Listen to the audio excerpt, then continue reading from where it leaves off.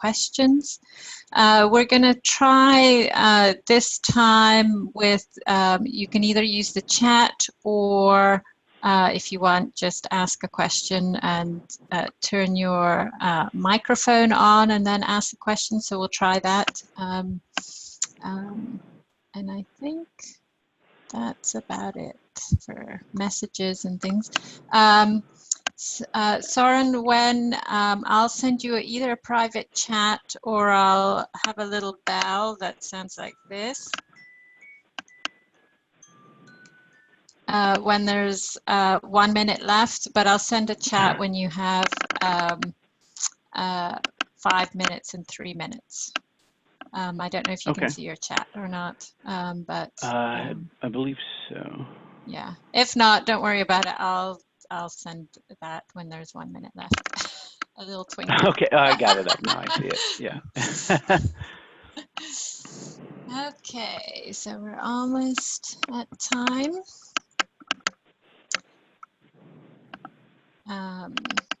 If you want to go ahead and start. Okay, great. Alrighty. Well, hello, my name is Soren Rundquist. I'm an MGIS student projected to graduate next spring. And I am advised by Dr. Douglas Miller. And today I will be presenting on the focus of my capstone project, cover crops, and are we getting what we pay for? So before we get into the weeds on cover crops, we must understand the larger issue of agricultural pollution and nutrient runoff.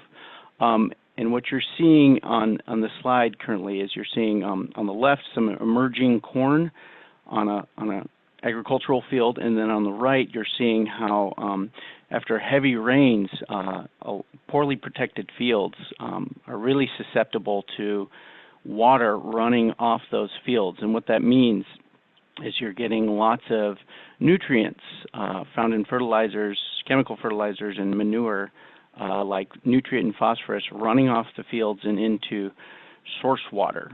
So what does that mean? Well, analysis over 200 USGS stream gauges over a 100-year time period is showing us that the upper Midwest is getting wetter. And so how is this increased runoff impacting our surface waters? Well, the upper Midwest is a pretty iconic place for the globe. It's known as the Corn Belt.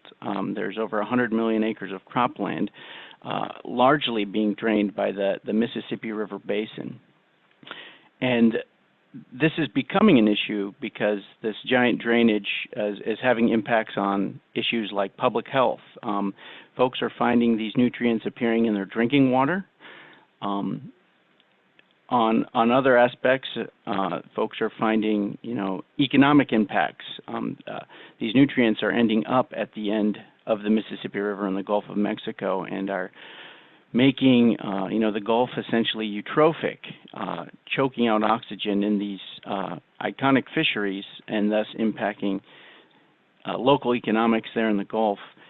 And lastly, this nutrient loading is creating a problem for recreation. Just this past summer, the Mississippi coastline was entirely closed for most of the summer due to nutrient-enabled algal blooms off their coasts. So this is a serious issue on many levels for the United States. So how can we address this problem? Lately, a lot of scientific research has gone into identifying various solutions, but one of the more effective and proven solutions are cover crops. And that's essentially planting cold season grasses or legumes atop cultivated fields when they're absent of a cash crop like corn. And that's what you're seeing in the picture here. You're seeing some harvested corn stover sitting on a field, and you see the green vegetation growing. That's a cover crop, and that's protecting the field when there's no other crop growing on it. This is kind of a newer practice relatively, and it's kind of taking away from an older practice called no-till, and that's what you're seeing on the next picture underneath, where producers would harvest their crop and kind of push down residue, creating kind of a barrier atop the field to protect their field, to protect nutrients and soil from running off. But one thing that no-till doesn't do that cover crops do is cover crops, being a living organism on top of the field, actually absorb excess nutrients. So that absorption of nutrients is one of the many other benefits that cover crops provide for agricultural producers across the United States. They can keep inputs down because you have such good soil health. They keep moisture in the soil. And ultimately, the very other benefits all culminate in protecting water quality. So when those heavy rains hit that field and that layer of vegetation is protecting the field, you're getting less sediment into the surface water and less nutrients into the surface water. And this has been proven to be the more there's been a shift in farmer behavior in the past 10 years or so, where we're seeing a kind of migration away from these these other grass or these other field management practices like no-till and residue management in favor of cover crops, as witnessed by these two charts, which are showing kind of federal subsidies or payments from the federal government to farmers, which essentially pay to put these practices on the landscape. And you can see they're growing and taking over kind of the more common practices for reducing nutrient runoff. This is largely the case in the state of Iowa, which is kind of the poster child for cover crops, and it's also the United States' largest producer of corn. So this is kind of the area where it can be the most effective. In recent history, the past 5 years, we're seeing substantial growth in producers using this practice. And from 2012, EQIP, a federal program to shell out taxpayer money to put these programs on the landscape, jumped from about $5 million, from a little over $2 million in 2012 to about almost $8 million in 2018. And in a recent survey of agricultural producers, the USDA Ag Census showed that in 2012, there's almost 400,000 acres of cover crop on the landscape, and just 5 years later, it's gone to almost 1 million, increasing almost 600,000 acres.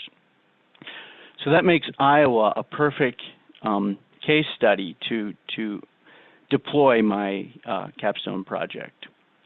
So to focus on the capstone, I intend to measure and evaluate two things. I want to measure cover crops growth and tied to cost share, those federal subsidies paid to put this on the landscape. And I want to also evaluate the effectiveness of this practice over a 5-year period in the state of Iowa from 2014 to 2018. So I intend to measure this growth or assess this quantity of cover crops by mapping the cover crops, looking at them over time, looking for hot spots or overlapping areas, and looking at that distribution of the practice relative to confined geographies. To measure the quality or the effectiveness of these cover crops, I intend to look at where these cover crops are being planted. Are they existing on areas prone to erosion? Are they within a proximity to vulnerable landscapes? And are they being incorporated into the cash crop rotations that you can get the most nutrient benefit from, things like corn on corn? And this ambitious project was largely made possible by leveraging a new platform, relatively new platform called Google Earth Engine. One of the main factors I'm developing a framework on this platform is because it's super fast. Google allows access of their cloud computing, so these supercomputers, I can crunch millions of satellite pixels in a matter of seconds.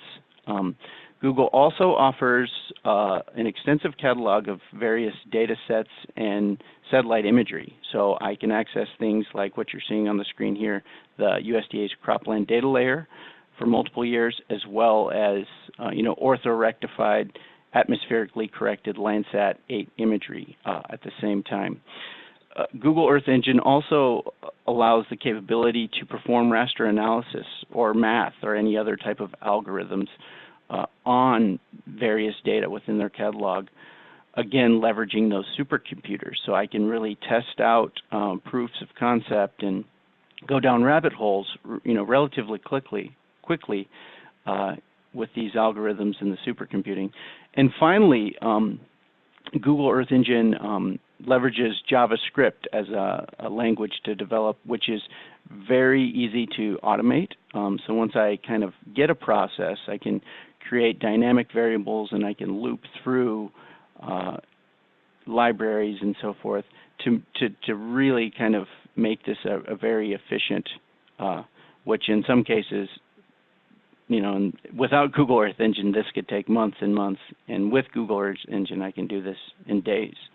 I will note, because I'm using Google Earth Engine, I was able to do some preliminary analysis, which I will be showing you in later slides as to mapping cover crops. As for a process to go about my capstone project, I've essentially divvied it up into 4 steps. My workflow will focus on first identifying a cloud-free area of interest. So since I'm looking from 2014 to 2018, I need to find these areas of Iowa where I can have adequate cloud-free Landsat 8 coverage for the spring, which I define as March and April, and the fall, which I identify as November and December. Then the next step will be to, once I've identified my area of interest, is actually identify the actual cover crops using vegetation indices created from Landsat 8. Once I've established those cover crops, I'll validate the findings. Am what I'm pulling from the landscape actually cover crops? And then finally, the last step in my workflow will be to interpret those results and develop metrics and summaries in which to explain my thesis of measuring the effectiveness in the growth of cover crops. So the next slides, I'll go into more in depth into these 4 steps. So defining my area of interest in Iowa. This again was made possible using the supercomputing and image catalog of Google Earth Engine. But what you're seeing on the screen now is the state of Iowa with some blue polygons, and those are paths and rows for Landsat 8. And you can see there's significant overlap between the 2 paths and rows, and those were the areas that really popped as being essential for finding an area of interest with 5 years worth of good cloud-free data.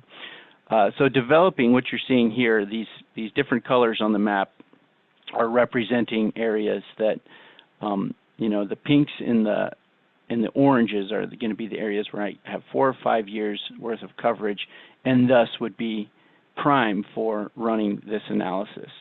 And that's how I came about on developing my area of interest, which culminated in 5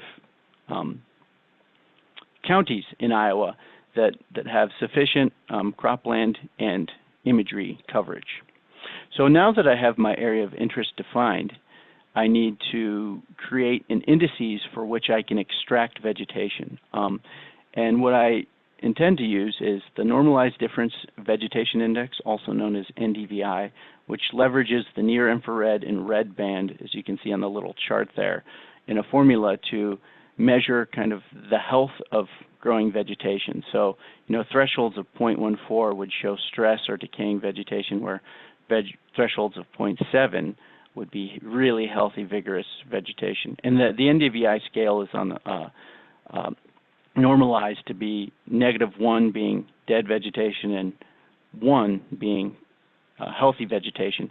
And there's been a lot of research showing NDVI is a really good proxy for thresholding to classify various cover types, even specifically for cover crops. This next slide you're seeing is kind of an example of a late fall image in Sac County, one of my area of interests, and you're seeing some natural color. So the darker brown fields are areas that have been tilled recently. The gray and taupe are kind of harvested areas with stover, and you can see some green vegetation growing in and around those areas. But with NDVI, we can really, what you're seeing now, you can really extract that healthy vegetation off the landscape using thresholds.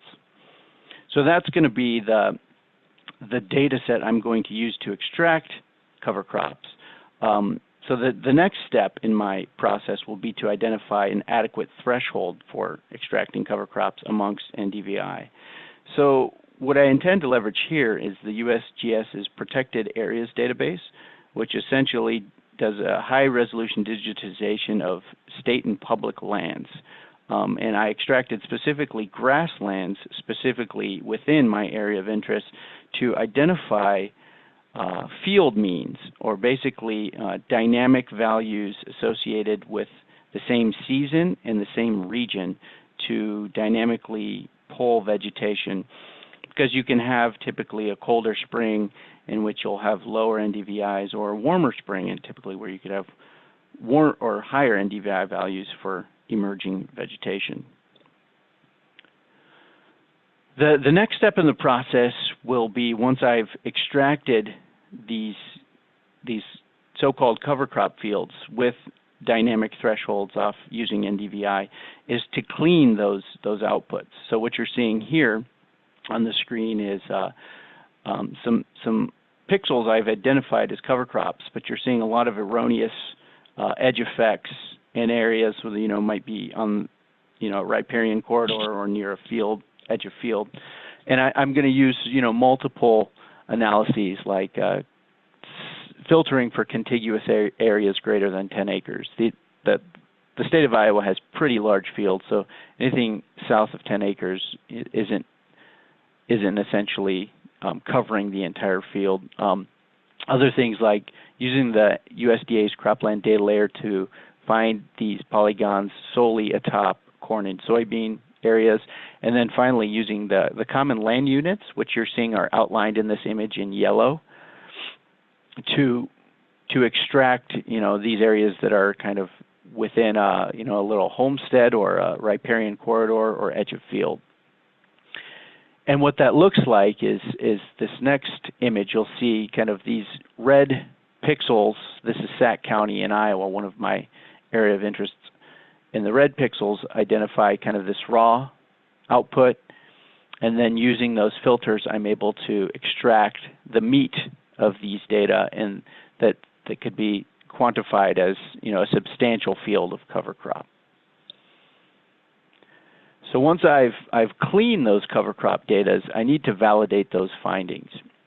So again, I will use Sac County as an example, and to validate my findings, I'm going to triangulate the relationship between cover crops I've found with satellites and cover crops that have been paid for with EQIP, some federal cost share subsidies. And that's what you're seeing in this scene here. I've got a linear regression showing cover crops paid for by EQIP on the y-axis and remotely sensed cover crops on the x-axis. And you can see I'm getting a pretty tight R-squared of 0.83 for cover crops identified in 2014 for areas watershed areas completely encompassed within the county. So if I go through the following years, 2015, I'm getting an even tighter relationship for what I call cover crops and what was paid for by the federal government. 2016, it kind of dips there. I should note that when I did these preliminary analyses, I did not include a dynamic threshold. So maybe that'll change, hopefully, going through. But if I can't validate it, I might not use it. 2017 and then 2018. But you can see it's a good proxy for measuring the accuracy of my cover crops.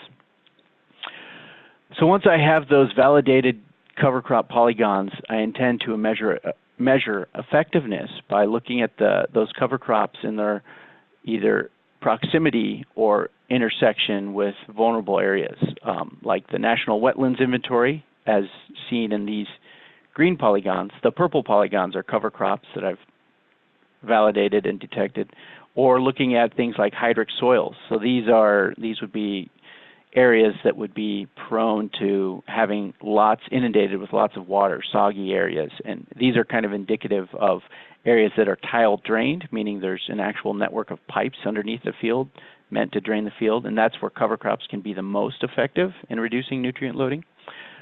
Other areas like highly erodible land tracts.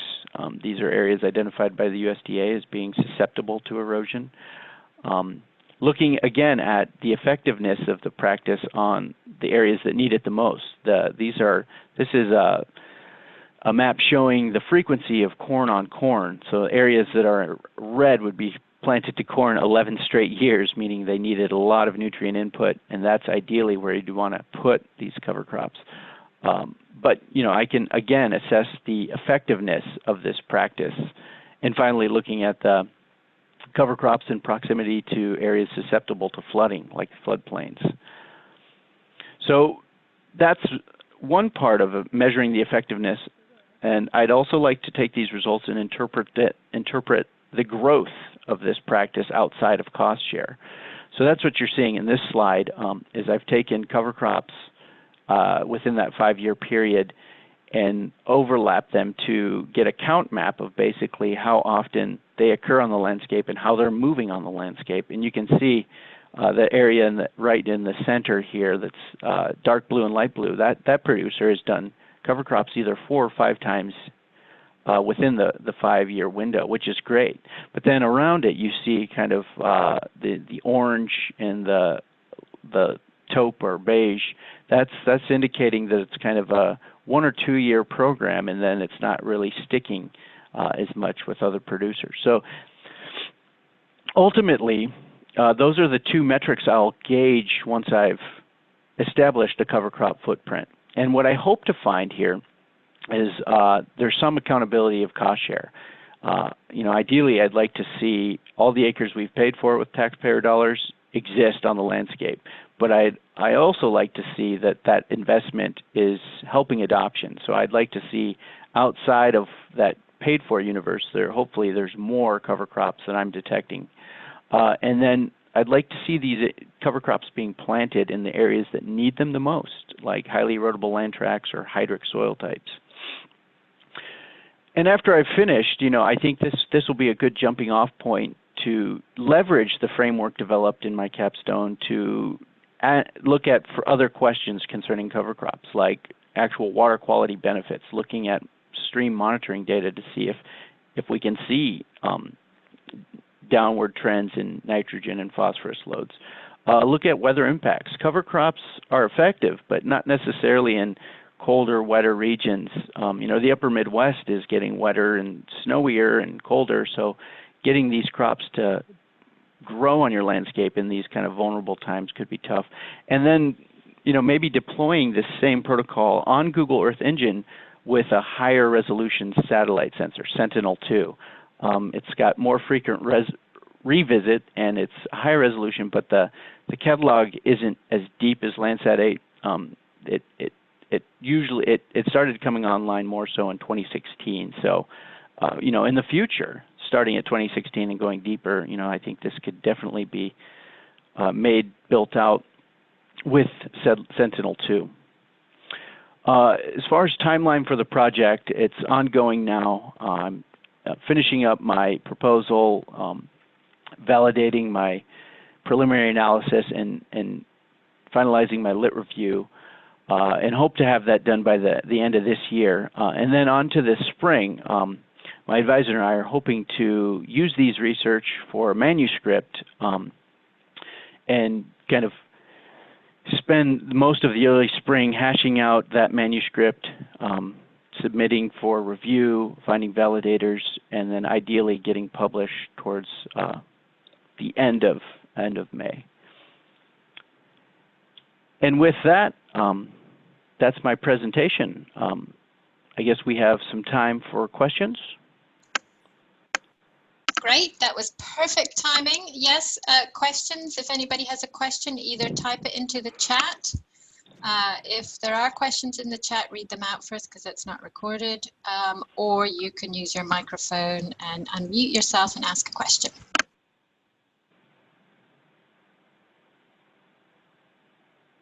Okay, I have a question from Peter. Says, Soren, how did you get interested in this project? That's a great question, Peter. This capstone kind of dovetails with my existing position. I work for an environmental advocacy group called the Environmental Working Group, which specifically advocates for clean water, specifically clean water impacted by agricultural inputs. So this is kind of in my wheelhouse in terms of what I do for a living. But this has been a great opportunity to leverage what I've learned in the MGIS class and using Google Earth Engine to kind of showcase GIS as an effective tool for advocating for clean water in the agricultural landscape. Okay, we have a question from Eric. Do you have access to impaired stream data already? And have you noticed any trends over the years with nutrient TMDLs? Great question, Eric. Yes, we do.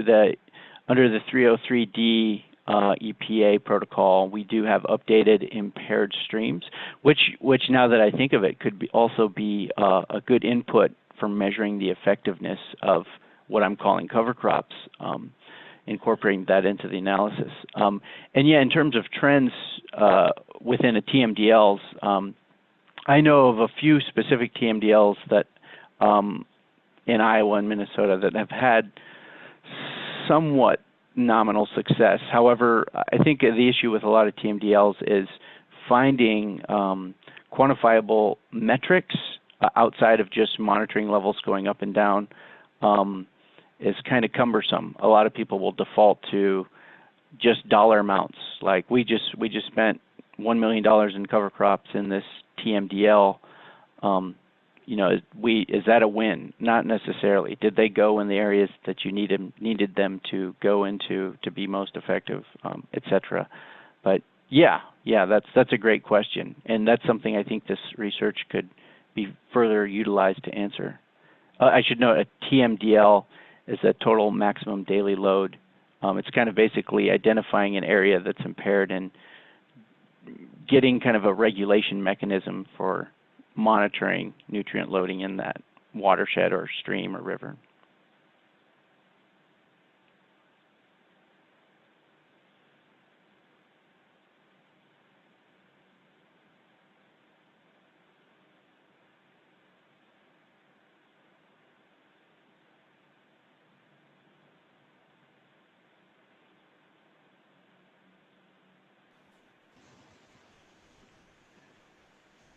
That looks like it for questions. Thank you very much for a great presentation.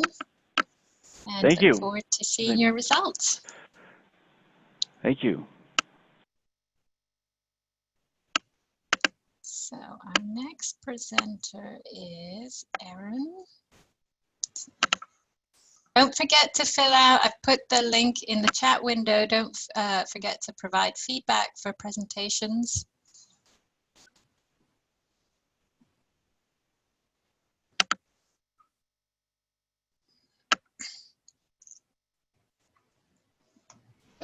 So Soren, if you can stop sharing and then Erin can start sharing.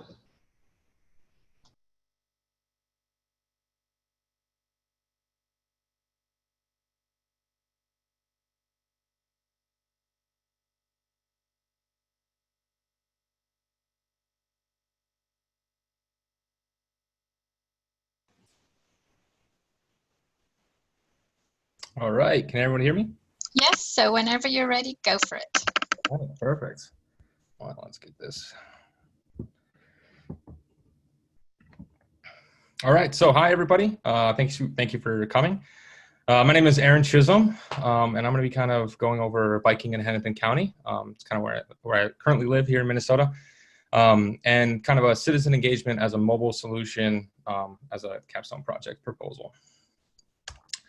So quickly, the agenda is going to be the background, how that kind of started the idea, kind of some facts and figures of Hennepin County, how the biking culture has grown over time, how Minneapolis ranks in bikeability, future plans, kind of the current mapping that currently exists, and then the Three Rivers Park District. After that, we'll go over the project objectives, some proposed strategies for how we're going to do this mobile solution, the anticipated results, timeline, conclusion, questions, etc. So to get started, this project all kind of came to me. I'm an avid biker, and I was out biking this summer, and I had a flat tire, and I needed to repair. I had an extra tube, but I needed to repair my tire, and I didn't have an air pump. So I was looking for one of those bike tune-up stations, and I couldn't find anyone. And as anyone who lives in the 21st century knows, you just Google it, and it should be there. And I couldn't find one, so I did find this map, but I was located here. So this map wasn't very helpful in finding out where these bike tune-up stations are.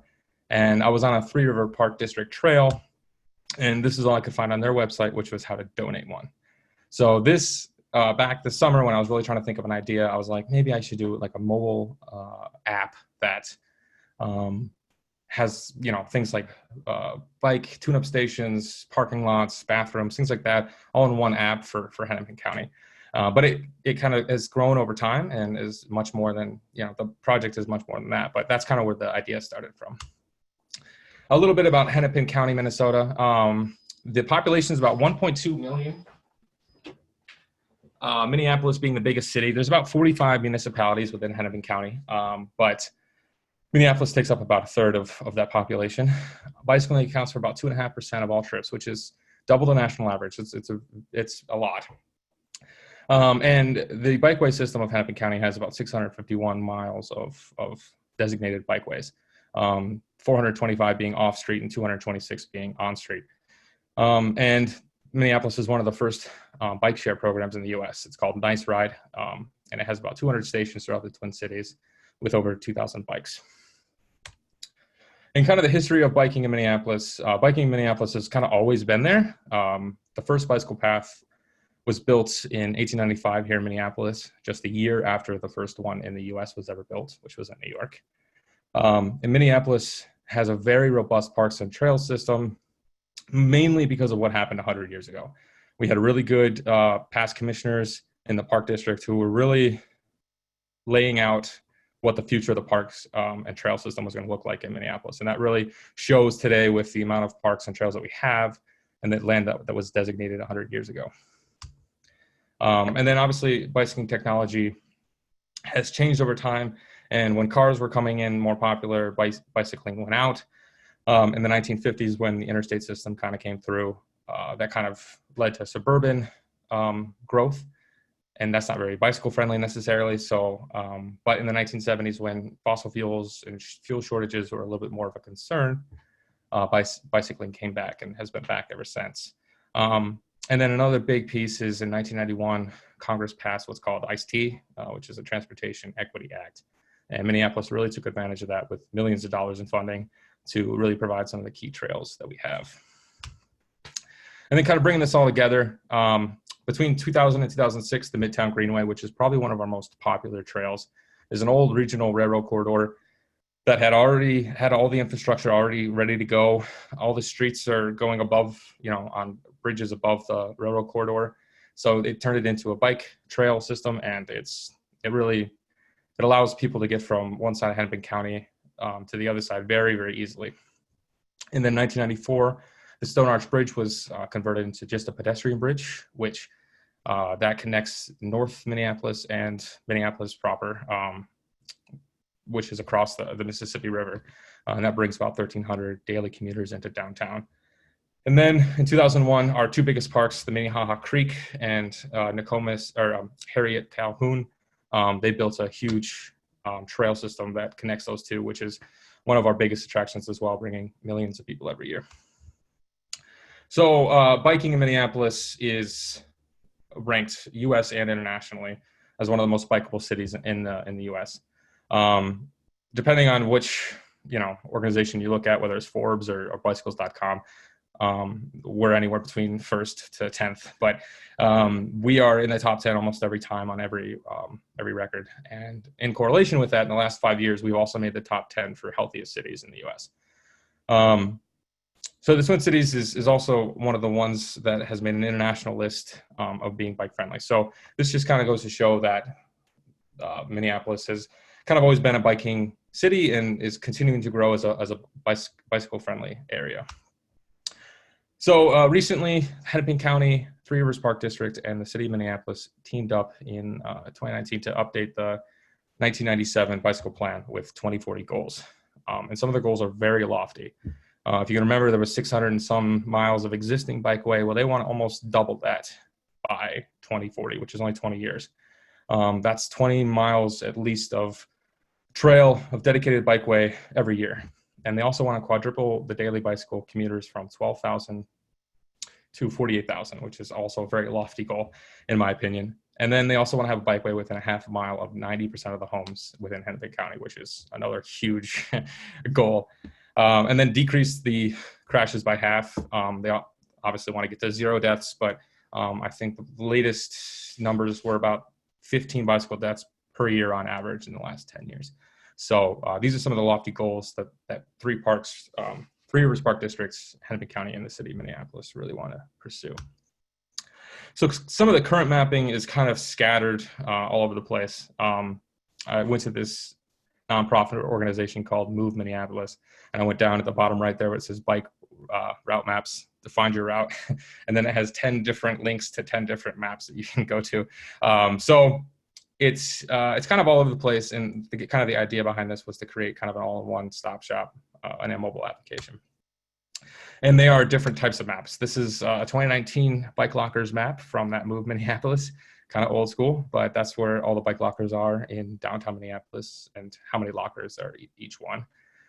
This is Hennepin County's trail map. It just has on and off street bikeways, trail closures, and any detours, but nothing else. Nice Ride has its own version of that with Nice Ride bike stations. And then Three Rivers Park District has their own map, but it's only their trails and nothing else. As you can see in the middle there where it says 94, that's downtown Minneapolis, and they don't have anything down there. So my advisor and I contacted Three Rivers Park District and Kelly and Danny, who are the Director of Planning and Regional Trail Systems Manager. We kind of talked to them because we kind of knew we wanted to do something with biking in Hennepin County, and they gave us a whole bunch of ideas, but one of them was to find a way to report incidents on the trail network, which I was via a mobile solution, which goes directly in hand with what I was kind of thinking with a mobile solution as well. So this is a great way to engage with the community on any type of PED incidents or PED car incidents. They currently do it in an Excel spreadsheet. People call and he just records them, but there's no spatial component really to it. They don't really have it into GIS or anything. So they're hoping to find a way that they can get feedback from the community on safety concerns or incidents that occur via a mobile application. So the ultimate project goal is to design and possibly develop a mobile application that provides a means for community engagement and incident reporting while also bridging the gap between city, county, state, and other government agencies in terms of displaying GIS data relating to biking in Hennepin County. And so some of the objectives, the main objectives are to find a way for we can create a mobile application for reporting the incidents on the trail network, utilizing something like Survey 123 or Quick Capture, allow the citizens to easily submit information that can go directly to the governing agency. Then also design a mobile platform that kind of brings all of these different maps together. On and off street bike trails, condition of the trails, the repair stations, public restrooms, parking, the bike skills parks, all of these different things into one application. So kind of a one-stop shop for Hennepin County. So kind of the methodology behind it. Survey 123 is kind of built for this type of thing. It's the public facing. It allows the public to quickly record exactly what's happening, location, pictures, things like that. And so I would work with Three Rivers Park District to develop the series of questions, domains, and data that they would like to collect from the public. and then develop that report in Survey 123 or whatever platform is best, but I'm assuming Survey 123 is probably the best. And then publish that form for public use and test and design the performance issues and go from there. So that would be the incident reporting piece of that. The next methodology would be to do the map view data. And so all of these different REST services and different data that's online, most of it's already been mapped, but it's just in different formats in different places. Kind of utilize all those sources and combine into ArcGIS Online. And if there is any data that needs to be collected, you know, depending on what it is, could collect it using something like Collector. And then obviously modify the attributes to provide essential information to the public. Nobody wants to look at a map and click on a trail and then get 89 fields of attributes. Just narrow it down to things that are important to people actually using that. Then obviously all of it will be kind of streamlined through ArcGIS Online. This would be one of the bigger components of it would be designing the interface as it would look on a mobile application. So utilizing some type of mock-up software, design that interface to encapsulate the user experience. Want to do something like a map view, giving the user access to seamless map design and ability to quickly find what they're looking for. Report an incident, that's another big piece. Obviously, that would be in conjunction with Survey 123, combine that into one application.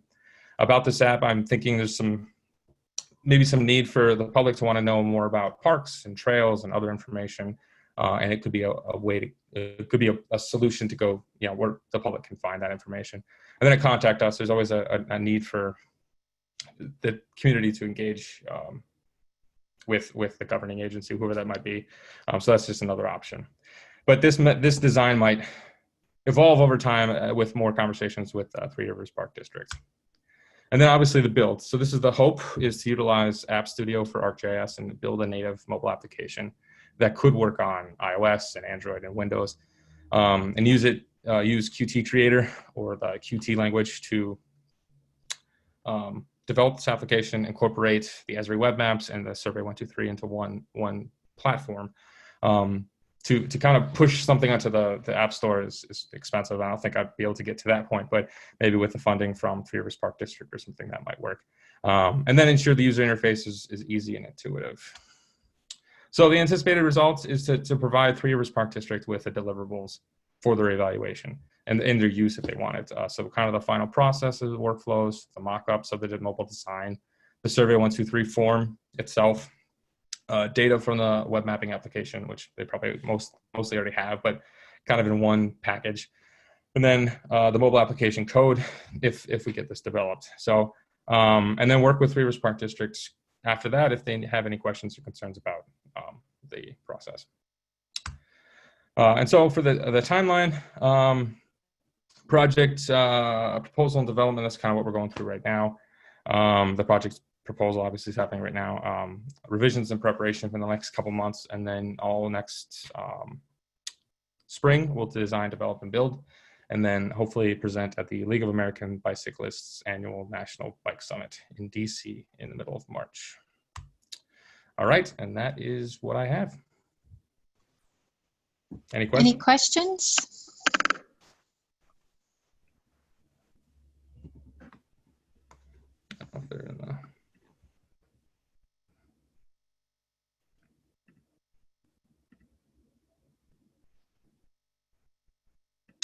All right, so Peter said, how do you foresee people using this app typically? I would think that most people would use it as a reference to more recreational rather than commuters, but more recreational people. We do have a lot of people come from greater Minnesota or neighboring states that come to Minneapolis for bicycling. And so I do foresee that people would use this app as a reference to find out exactly what information is there, but also a platform for Hennepin County or the city of Minneapolis or Three Rivers Park District to communicate directly to bicyclists, which is a huge thing here. It's a huge part of the culture here. So if there are, and there constantly are, trail closures, detours, things like that, that can all be in one application that you can have it on your phone. You know this trail is detoured, but you don't know where to detour to. Having this as an application, I can see as a way to really do that.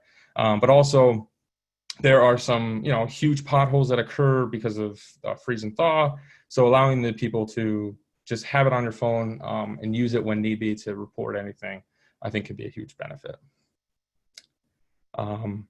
So Soren asked, do you have any plan for marketing this application to ensure folks know how to use it and find it? Great question. I think that this is only the start. I think that this app could grow drastically as more, like, obviously my focus is Hennepin County right now, but you know, Ramsey County, which is where St. Paul is also a very large county, and there's a 7-county metro area here that's very large. And so I think that this could be an application that could be used throughout the entire metro. But I don't know exactly how marketing would happen for this. You know, I think that would be more on the hands of Three Rivers Park District, Hennepin County, and the city of Minneapolis to push this as a you know, there are other government apps, but I think they would have to work on the marketing piece of that to ensure that people know it's there and know how to use it. Will I be doing any user testing? If so, how will you get users to test and provide feedback? Great question. I think that I think that there will be some user testing, and then work with them to develop kind of a process on what they like, what they don't like. Just make sure that it's easy to use and intuitive. And I think that's kind of the focus of that. And I think that's working with at least close colleagues for now on what they think of the application who have maybe more of a technical background, but then working with other general public to see if it's something that they would use or if it's user-friendly and intuitive, and maybe go from there on improvements. Oh, perfect, Soren. Soren said he also lives in the Twin Cities, so he'll keep an eye out for it. Sounds good. Any other questions?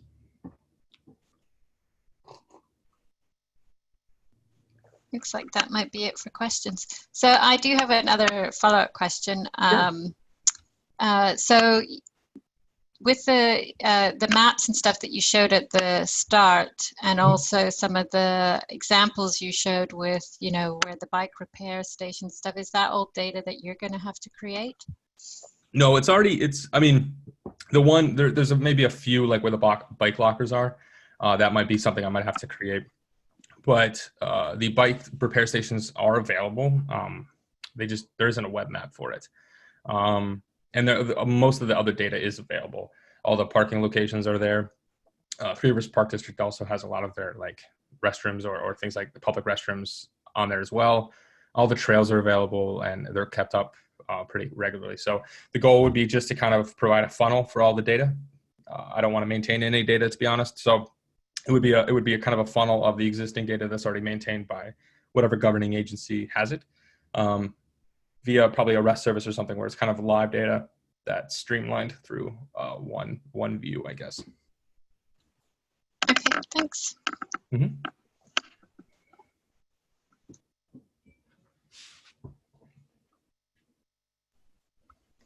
All right, anything else? I think that's it. All right, perfect. Great presentation. Look forward to seeing your results and how it goes. Thank you. Okay, don't forget to provide feedback. Here, I'll repost the link, and then we'll move on to our next presenter.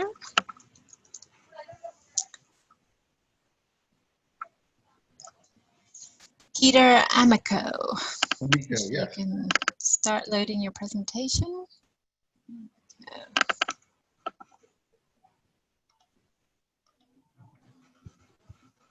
Okay.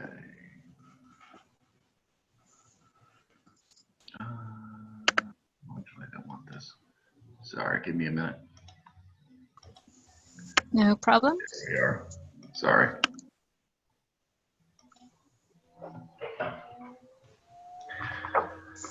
Okay, whenever you're ready. We're a few minutes ahead of schedule, but that's okay. Okay. All right. Well, good afternoon, everyone. My name is Peter Amico. I'd just like to thank you all for joining me. I want to speak briefly to you about my proposal for improving the FCC's rural broadband reporting efforts by combining their already existing Form 477 coverage map data with crowdsourced speed test data. Now, rural broadband and the Connect America program have been of great interest to me for several years now, both professionally in my work for Verizon and personally. I went to school in Athens, Ohio University, which is a small town in the southeast border of Ohio. It's where I met my wife and where we both have very close ties to that part of the country still. I think it's important for people from these communities to have access to the same level of technology that the rest of the country enjoys. I mean, not only for the obvious entertainment value, but for the proven advantages that broadband can bring to a community. Broadband can bring new jobs and industries to rural America, as it can allow businesses to open up new plants or offices in what was once considered a remote location, or even offering people the opportunity to work remotely rather than having to relocate. It can also offer additional educational opportunities as well, such as online classes and web-based one-on-one tutoring sessions.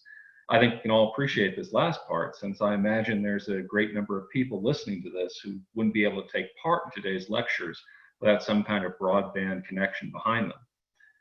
And yet there are wide swaths of territory in America that still do not have some kind of broadband service capable of supporting these tasks. The federal government has a few programs existing to promote this kind of growth, but progress has been slow. For my project, I'd like to talk to you today about one program in particular, the FCC's Connect America Fund, and how I'd like to improve the tracking methodology they use. To begin with, I think it's best to give you a little background in Connect America, or CAF in particular. I won't take you through the entire program, but I just want to fill you in with the bare essentials so you have a better understanding of the process and rural broadband in particular. The first thing you might be asking is, why is rural broadband so difficult? I mean, why don't the telephone and video providers simply build out service to everywhere already? I mean, how come countries like Norway or South Korea have universal broadband coverage, but we don't? Well, there are two answers to that question. The first being geographic. Simply put, America has a lot of rural areas. I mean, as you can see on slide 2, only about 3% of America is considered an urban area, the red shading you see on the map. Everything that falls outside of that territory is considered rural by the US Census. That's a lot of territory to cover, especially considering that something like 80% of the people live in those red shaded areas. The second answer to that question comes down to economics. As I said before, I work for Verizon in their wireline side, and when we're rolling out fiber optic internet to customers, one of the first things we look at, what any such company looks at, is how long is it going to take us to recoup the cost of our build with the customers we'll be picking up in the area. In an urban or suburban environment, this is typically not very long. Excuse me. Because if you have to roll out, say, 10 miles of fiber to reach an area, you can expect to reach maybe 10,000 households while doing so. But in a rural environment, you might roll out 10 miles of fiber, but only reach 10 households total. And it's going to take you a long time to recoup your costs with only those 10 customers. And that's assuming you even get all of them to buy your service. So companies have historically passed up these markets by saying it's simply too difficult or too costly to build.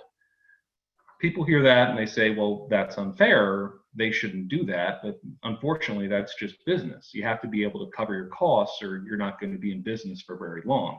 It's also not a new problem America has faced. In the 1930s, America was in the exact same situation, but this time with electricity. Suburban and urban parts of the country had electrical service and basic phone service, but rural areas did not, because again, it was too difficult or too costly to build. In response, the federal government launched a program to subsidize electrical build in rural areas, the Rural Electrification Administration, the REA. They would hand out grants and funding to large and small companies that were willing to build in these areas. And over time, about 40 years, the country was almost completely covered. I don't want to get everyone too bogged down in this, but the important thing to remember is that this practice was expanded later in the 1990s, with the FCC rolling out their version of electrification in the Universal Service Fund, or USF. It functioned much as the REA had before it, subsidizing growth in rural areas so that the build could take place. The USF was later restructured in 2011 with a mandate to provide the latest in broadband services, which of course at the time was about 45 megabits per second. But As you can see on slide 3 here, the USF is currently funding 4 programs. The Connect America Fund, CAF, takes its place as the primary funding for new growth. The other 2 programs focus on subsidizing broadband services in low-income areas.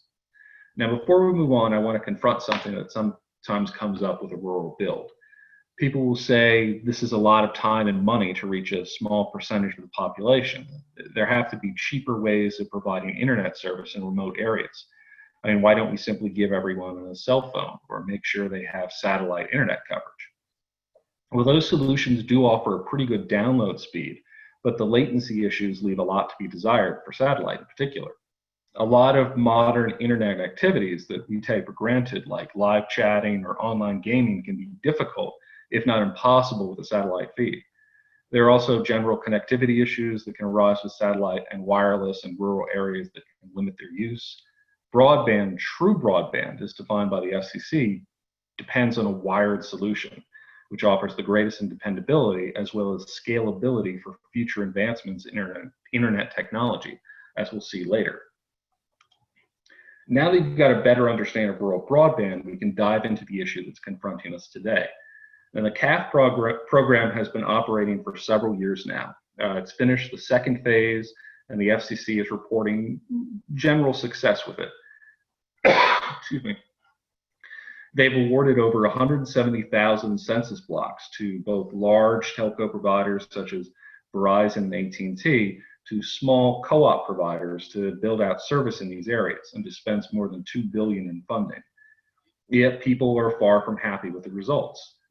There's been a number of issues raised with how the FCC handled the CAF program, ranging from conceptual issues like allegations that the FCC isn't concerned with the actual subscription rates going up, rather than just throwing money at building new territory, to more concrete issues, such as the number of satellite providers who are awarded census blocks in areas where they had already been providing service in the past.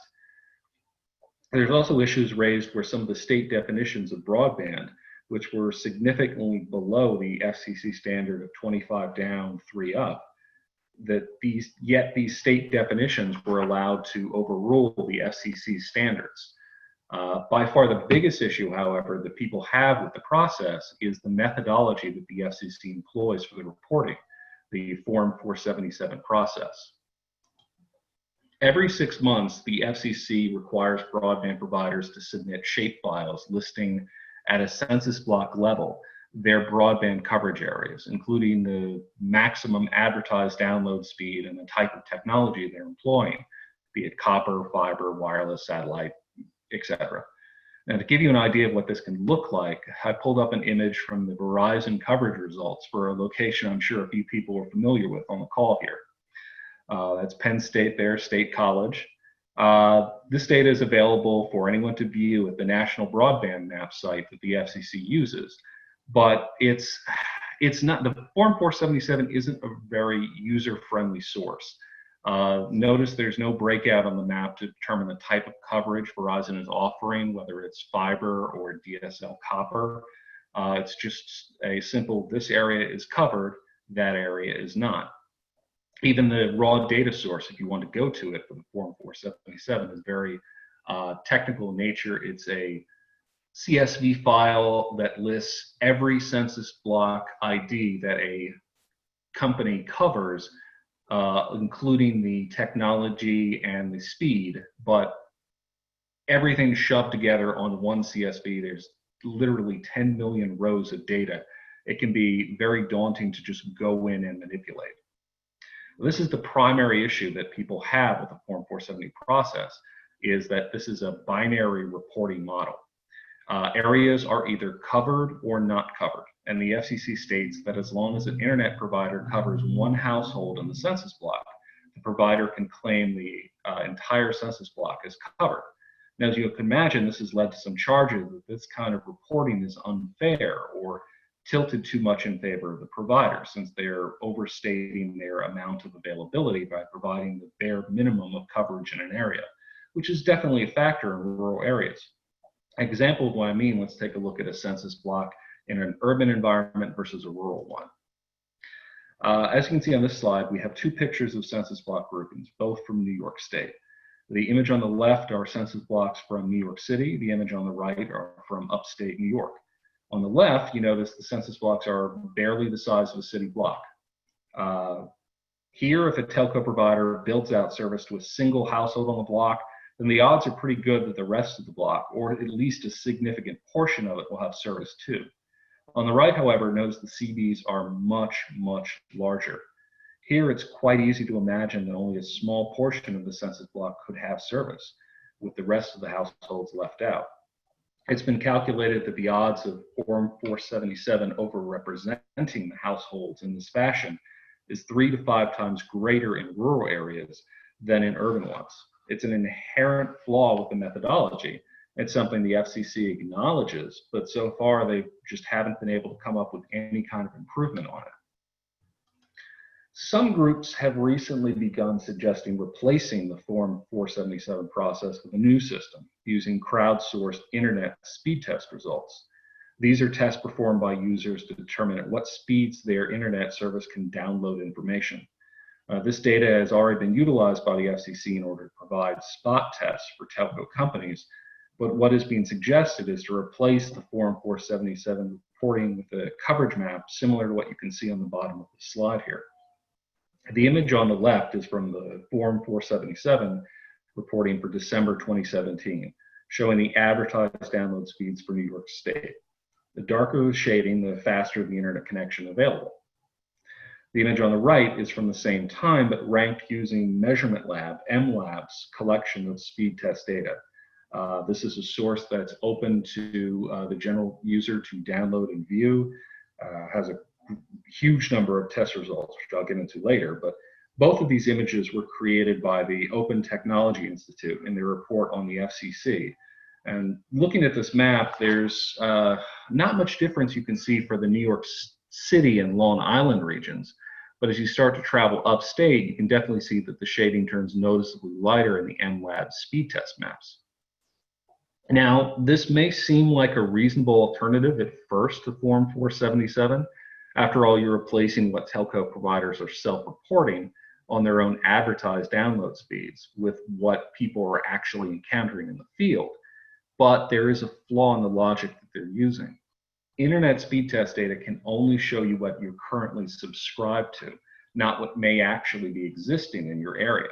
After all, if there's 100 megabit per second service available on a street, but everyone who lives there only has copper-based DSL at 5 megs, you can't claim that no one is qualified for the 100 meg, simply that no one is buying it.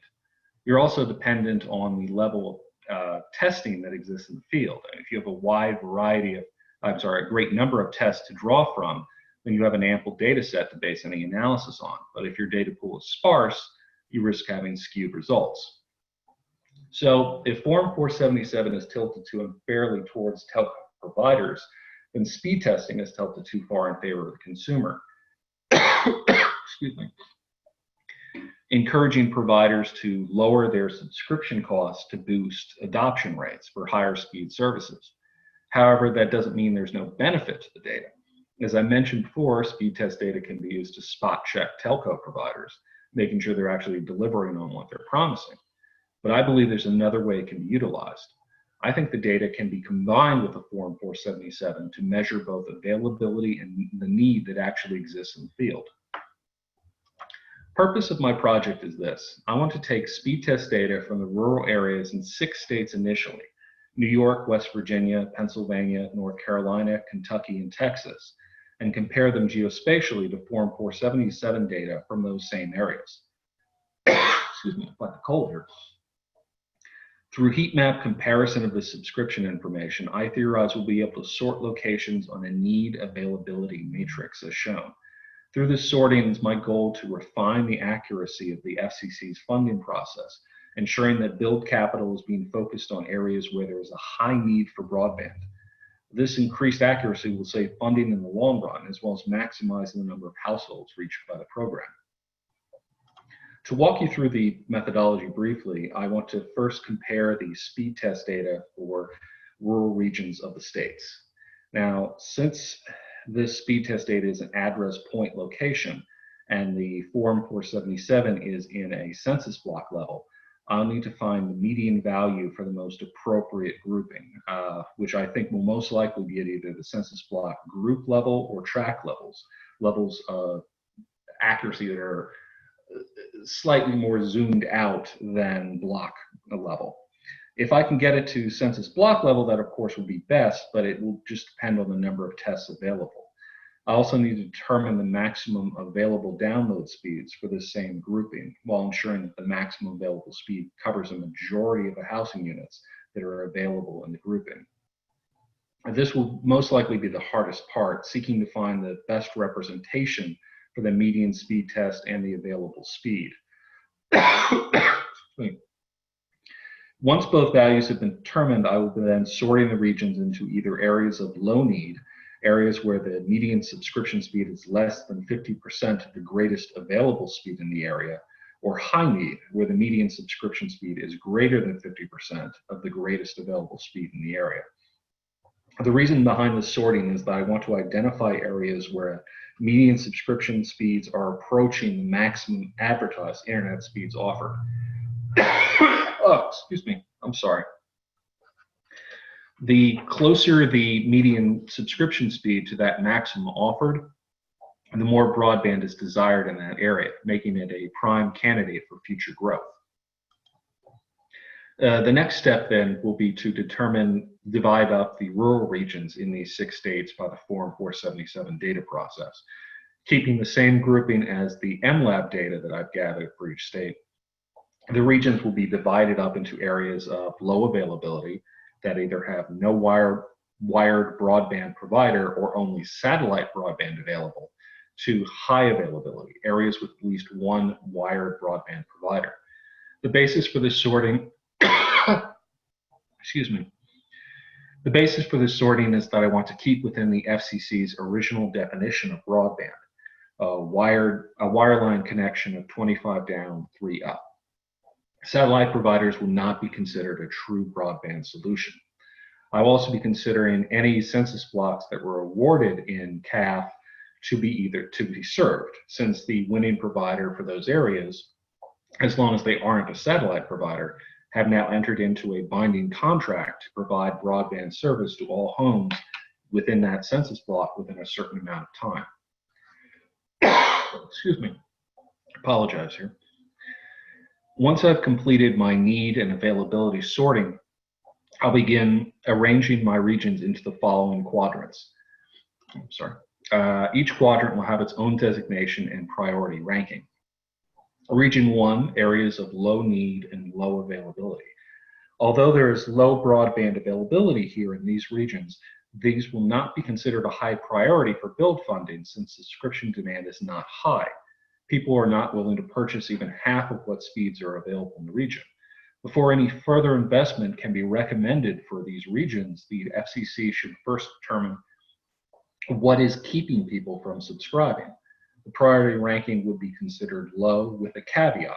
More research is needed before a full capital investment can be recommended. Region 2, low need, high availability. Now here, this is a unique situation. There is broadband available in the region, but the median subscription speed is lagging far behind what is being offered. And why is this so? Are these areas that were awarded in phase 1 and 2 of CAF and service hasn't been fully built out yet? Are these areas in economically depressed regions that may benefit from additional lifeline funding? Are citizens in these regions not educated on the benefits broadband service can provide?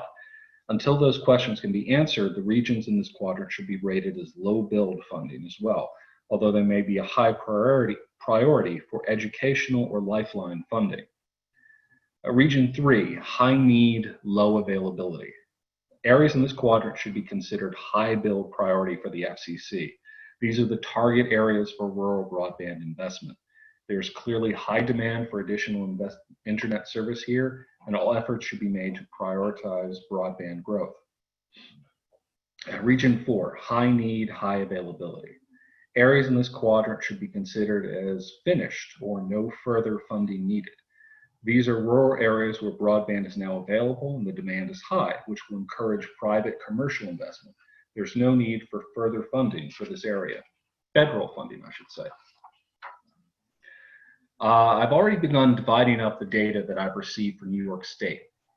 I received more than 3 million speed test results from MLab for the upstate New York regions, not pulling any data from New York City or Long Island due to their overwhelmingly urban nature. I've succeeded in finding the median speed test values at a census block level.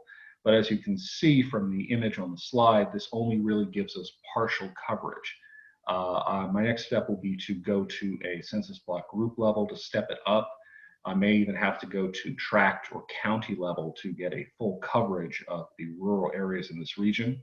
Looking at the preliminary results, however, you can see that the overwhelming majority of speed tests seem to fall well below the broadband threshold, below, it looks like, the 25 meg service. So I'm expecting to get overwhelmingly results in the quadrant 3, the high need, low availability. In conclusion, I just want to remind everyone of the REA, the program that worked to bring electrical and basic phone service to rural areas. Despite starting in the 1930s, it wasn't until 1979 that 99% of rural areas had electricity and some kind of telephony service. That's almost 40 to 50 years to nearly cover the entire country. By comparison, the USF and rural broadband was started in 1996. If we were to follow the REA timeline, that means broadband service would not be universal until roughly 2036. However, technology waits for no one, and as rural broadband struggles on, 5G is rapidly appearing on the horizon, with more and more focus shifting to it at a provider and governmental level. Now, the nature of 5G is a topic in and of itself, but to speak bluntly from a telco background, I can promise you that it takes a significantly upgraded wireless network supported by fiber optic backbone to support 5G services. Satellite coverage and 4G wireless will not cut it. Legislators from rural areas have already started to lodge complaints in hearings for 5G, alleging that their areas are being left behind in the push for this new technology. There is a very real worry that rural broadband funding and attention will suffer as 5G becomes more and more realized. The goal of my proposed methodology is to aid rural broadband by improving the accuracy of the reporting and funding efforts without putting any undue strain on any of the stakeholders involved. The FCC will be able to see quickly where broadband has been built, along with what people are actually using. They can target their programs to areas where they need additional lifeline support or educational programs, or to areas which have almost reached the limits of what is available to them, thus aiding the maximum amount of people with the funding that they already have available. All right, well, that's my capstone project there. Is there any questions?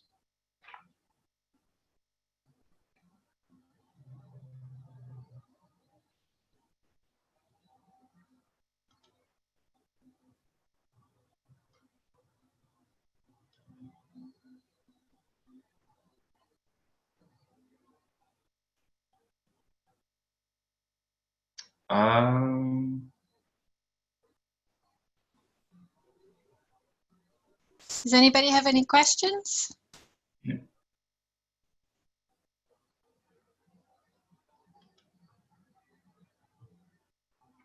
Michelle asked, where do you hope to present this information? Well, right now I'm looking at some telco conferences or some ESRI conferences. They might be good venues for presenting this information. I have some contacts within Verizon that deal with the FCC, and I'm trying to quietly sound them out to see what might be the best venue to reach the FCC's attention as well. Soren asked, do you have a timeline for completion? That's a good question. Right now I'm working on getting the New York results together. From there, that will be a good measuring stick for how long the other 5 states will be completed, but I'm looking to wrap this up in early 2020 and get everything ready for presentation. Next question is, why did you pick the 6 states that you did? Well, I tried to target states that had a good mix between rural areas and some urban, but mostly I think towards the rural end, states like Pennsylvania, Texas. I thought that they gave the best opportunity. I'm also fairly familiar with states like New York and Pennsylvania, working with Verizon there too. I'm familiar with what kind of broadband has been placed, and I thought they would be good. Sorry, I'm losing my words today. Good sources for the results I'm anticipating.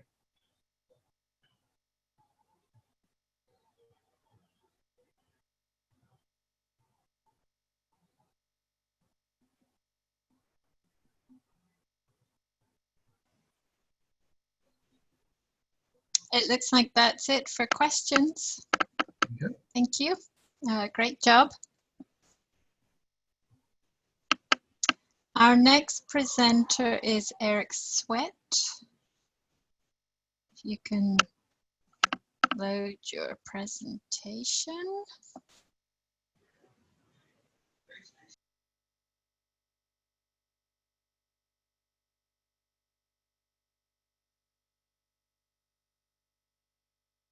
Yeah, sorry about that. Hold on one second. That's okay. Take your time. We're running a bit ahead of schedule, so that's okay.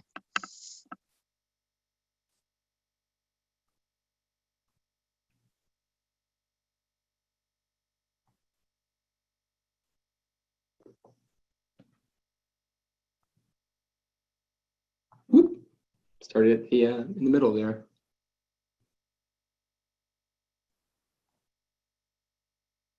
All right, can everyone see the screen okay? No, I can't see anything. I'm so sorry. Yeah. Let me share. Yeah, I don't see it either. Yeah. Where am I?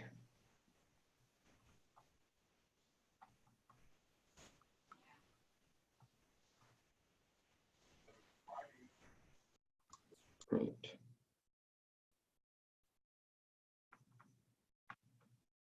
There we go. All right, how about now? Nope. Oh, that is so fun. I just did it right before we Yeah, it's just one of the, now it's coming. Here it comes. There we go. I can see it now. Perfect. So whenever you're ready. Sharing the wrong screen. I was sharing the screen that showed the share. Okay. Okay. Well, whenever you're ready, go for it. Well, thank you all for attending today. I'm going to talk about modeling sanitary sewer overflows. I'm going to be talking about multiple linear regression analysis of the Beaver Ruin Sewer Basin. I'd like to thank Fritz Kessler for helping introduce me to statistics and regression analysis. So thank you. Today I will be talking briefly about sanitary sewer overflows as an introduction, where we are here in Gwinnett County. The purpose for my research project, some work that's been done previously on the topic, quick background, my methodology, expected results, timeline, and of course, a slide for my references. So what is a sanitary sewer overflow? Well, an overflow is defined as the discharge of untreated sewage from a separate sanitary sewer system, including overflows from structures.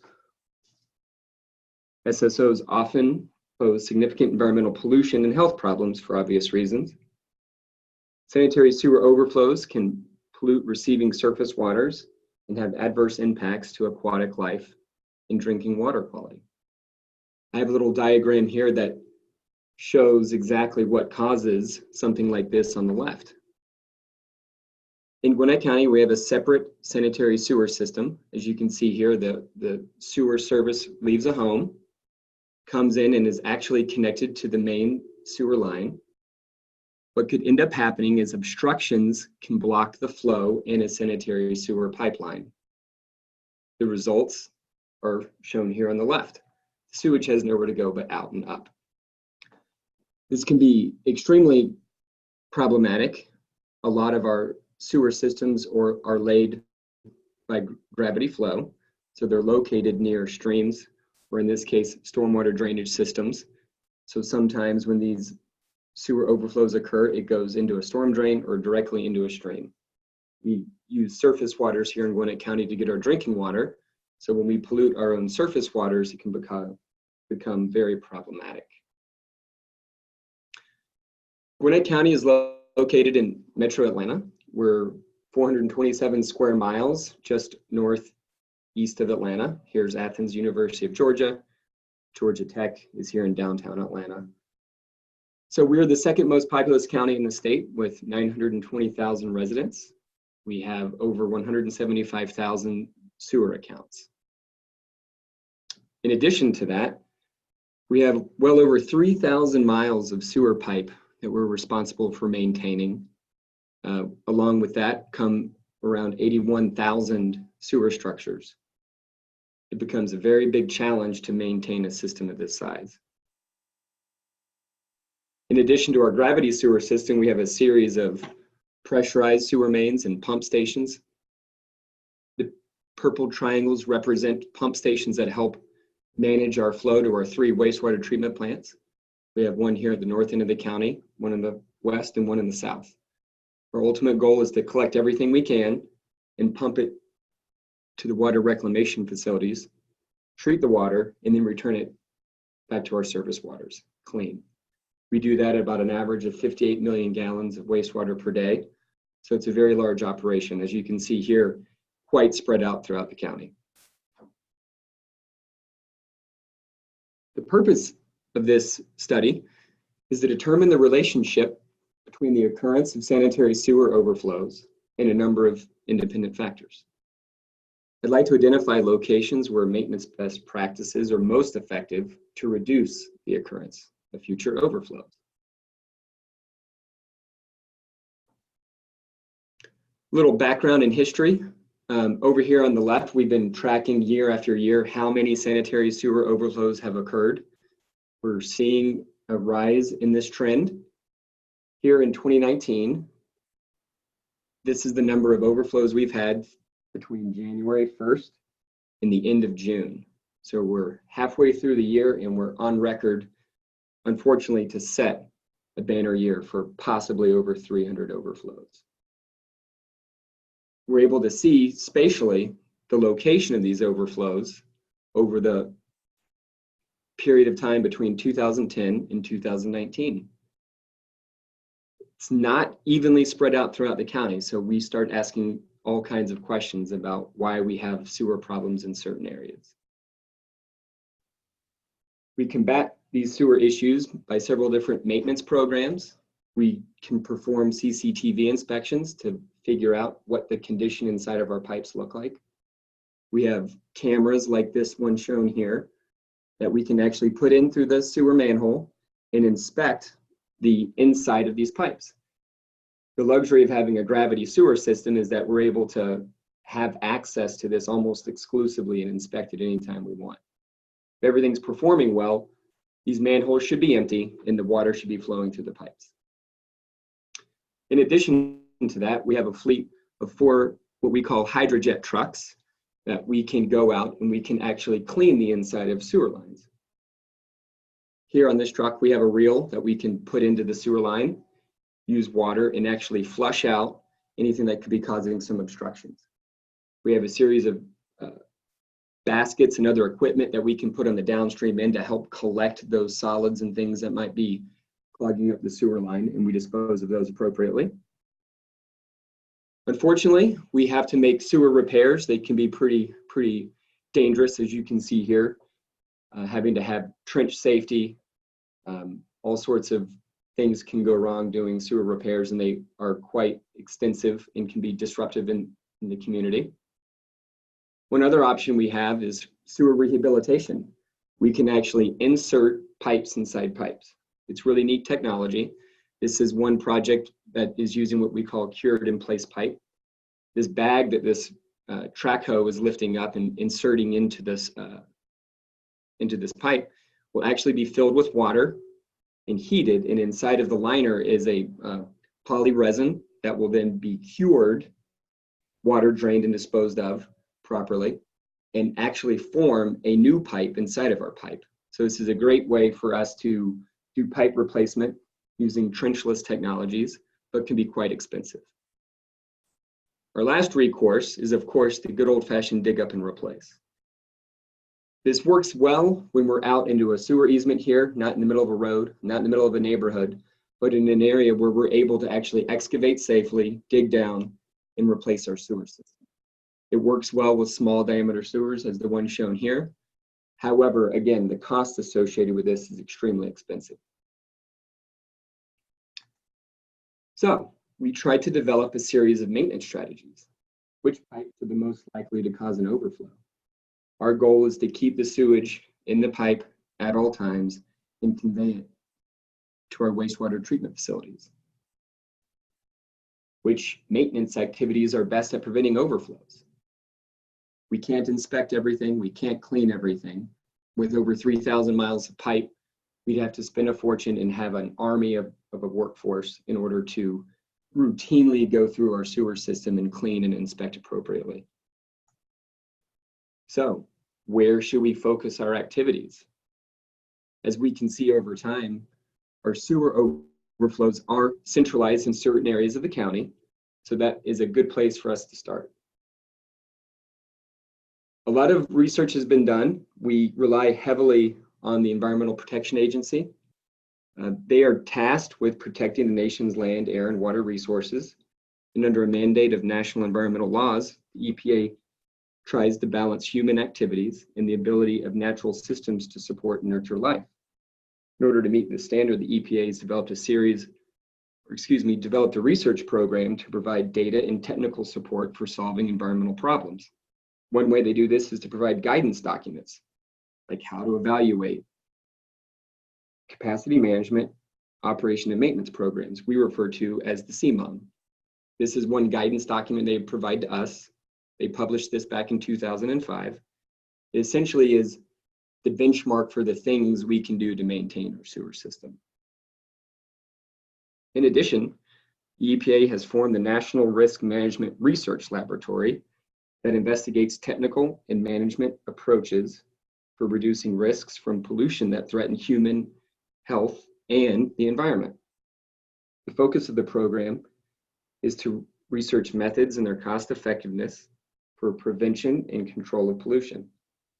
These right here are three great examples of some reports they've created working with professional organizations like the American Society of Civil Engineers and working with consultants like in these cases Black & Veatch to create additional guidance documents that specifically address things like optimizing sewer maintenance or protocols for identifying areas that are more prone to have sanitary sewer overflows.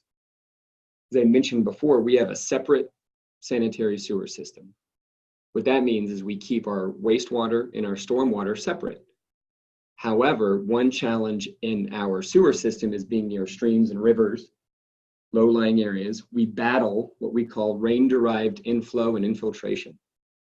So again, we have a lot of good guidance on how to review designs for capacity or for layout of our sewer system to hopefully find areas that we can reduce the amount of rain-derived inflow and infiltration. Previous research shows using regression analysis is extremely helpful. There's a study that was done using regression analysis for the variation in rainfall-derived inflow and infiltration. So there are already methods in place to take a look at certain factors that affect rain-derived inflow and infiltration. Similar methods are used to analyze system costs for sewer maintenance, as well as predicting pipe condition. Without having the ability to inspect everything, one can use linear regression to estimate the condition of a pipe system or a sewer system, and then hopefully target maintenance activities to address certain expected condition issues. So it's not just more pipes. More pipes doesn't necessarily mean more overflows, or does it? This graph shows how the number of overflows compared to the miles of pipe. Our Beaveroo and sewer basin has the most miles of pipe, shown here in the red line, while it also shows the highest number of overflows. This might make one think that the more pipes you have, the more overflows you have. So maybe there's nothing really going on, until you see other trends where you have maybe higher miles of pipe here in the lower Big Canes Basin, but fewer sanitary sewer overflows. So is there really a relationship between the amount of pipe you have in a certain area and the number of overflows?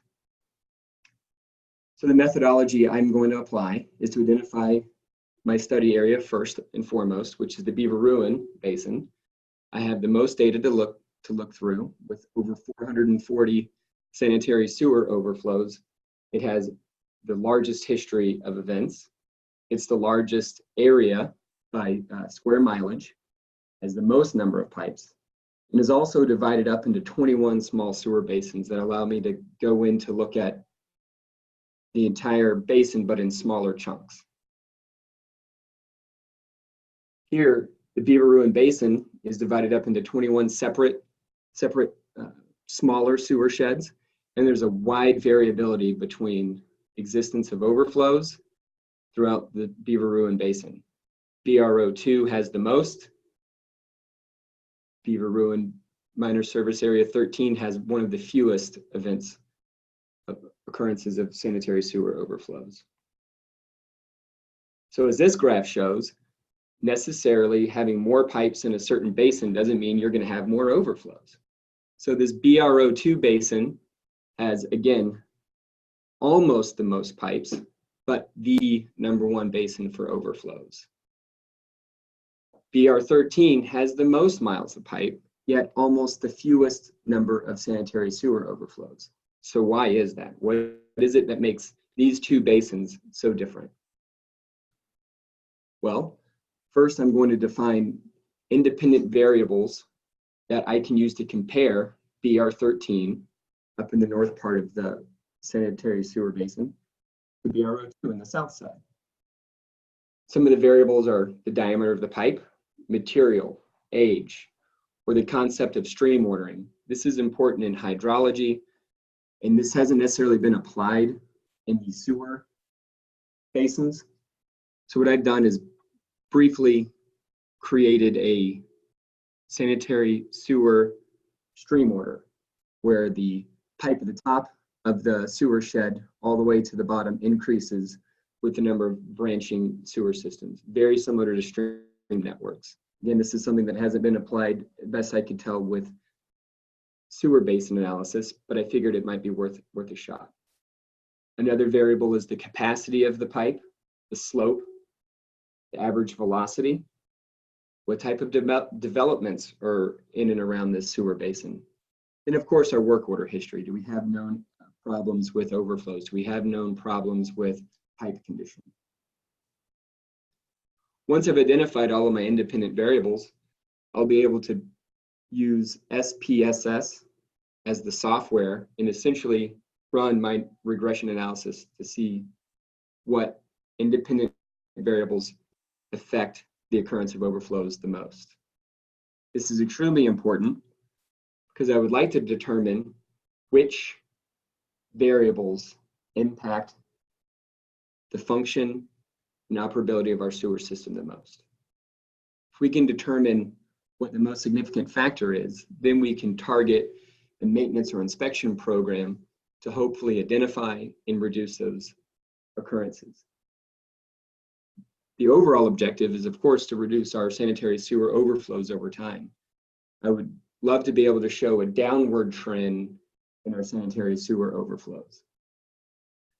Once these independent variables are identified, being able to pull out of the study done in 1999 will help us identify those maintenance strategies and frequencies that are recommended by the American Society of Civil Engineers, which will help us target maintenance programs.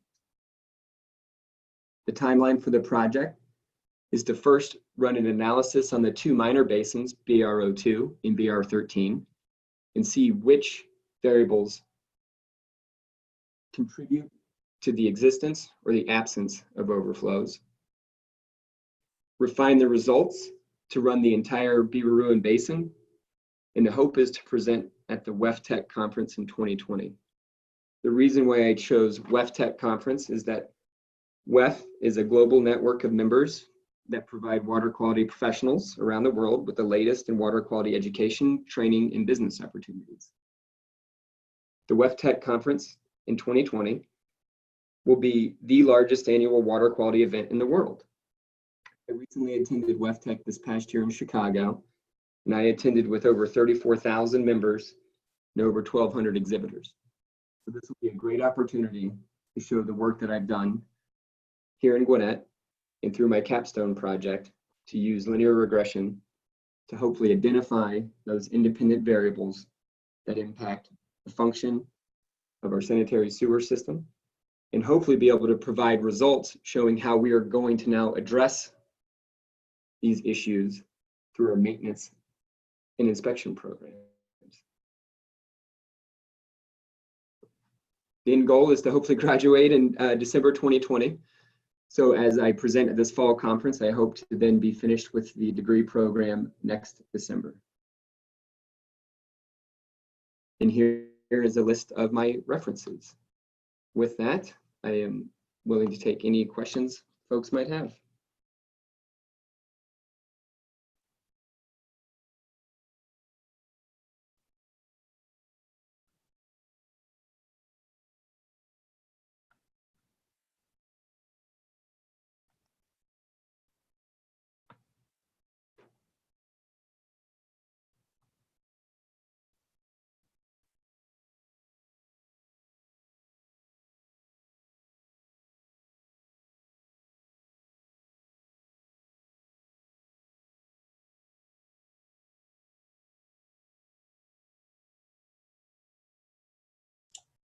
Yeah, I had a question. So with piping and everything, are you looking into piping failures at all as far as corrosion? You know, like there's certain pipes that in the old days, in the, I don't know, 50s, 60s or something like that, they put in pipes and they, you know, around residential areas, and they had maybe a 40-year lifespan, and then almost on cue they would start failing. And I can't remember what type of material it was, but Oh, absolutely. We that was one hope in using the material as one of those independent variables.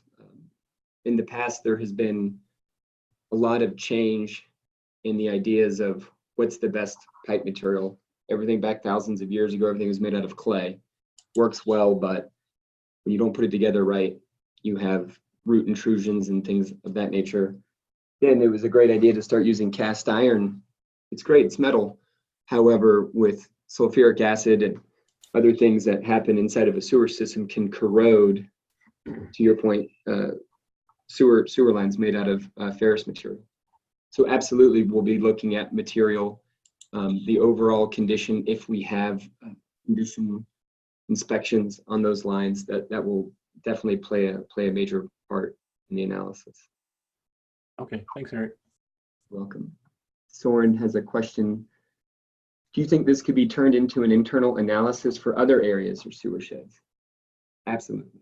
The hope is that what we find out is going on in the Beaver Ruins sewer basin, we'll take the same methodology and apply that to the other sewer sheds within Gwinnett County. That's a great question. I should actually include that as a future item. The next basin on the list would be our Patterson sewer shed, which has the second most sanitary sewer overflows. But yes, absolutely, we want to be doing this on other sewer basins within the county.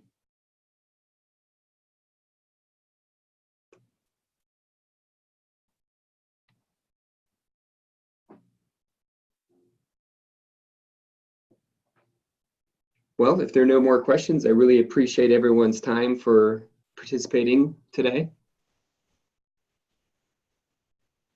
Thank you. I think that's it for questions. Looks like you have some interesting things ahead of you, and look forward to seeing your results. Thank you.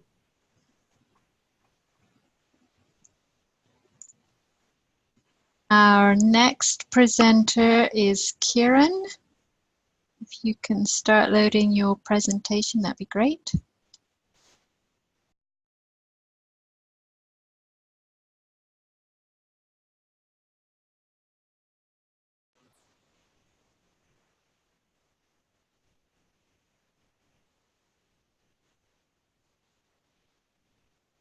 Super.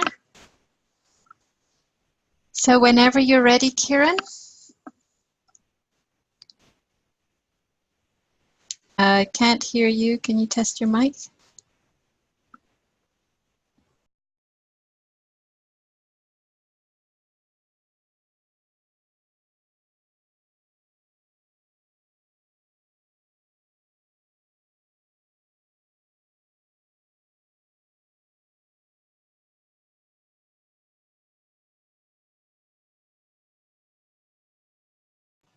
Hi, Kieran. I don't know if you said anything, but we can't hear anything. Can you just test your mic?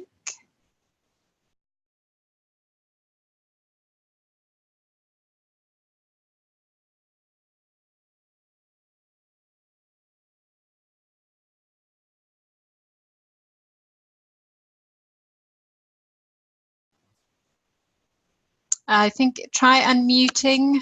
There, that should work. Thank you. Perfect. Yes.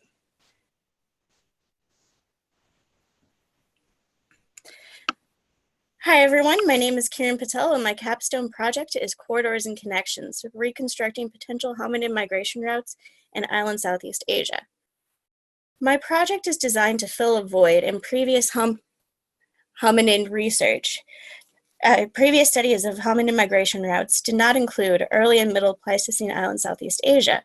This research will determine potential migration routes in ISEA to determine how hominids arrived on islands in island Southeast Asia and determining when these migration routes would have been open. Before I can explain my proposal, I need to provide some background on human evolution in island Southeast Asia. I'd like to start by defining a few terms. The first term is hominin. The practical definition of the term refers to modern humans, us, and our close fossil relatives. In this often memed image, that is everyone after the chimp. In reality, the hominin family tree is much more complex than the meme suggests. This is one depiction of the hominin family tree. The species and names and relationships in the hominin tree are highly contested, but most anthropologists generally recognize that the tree has more diversity than previously estimated. For this presentation, we will be staying in the red box up in the corner, which includes Homo sapiens, Homo erectus, and Homo floresiensis. For this proposal, I will focus on the Pleistocene, which is 2.58 million years ago to 11.7 thousand years ago. This geological epoch is characterized by repeated glacial and interglacial cycles. Next, I would like to define my geographic area, Island Southeast Asia, or ISEA. Today, this area contains thousands of isolated islands, most of which are in the countries of Indonesia and the Philippines.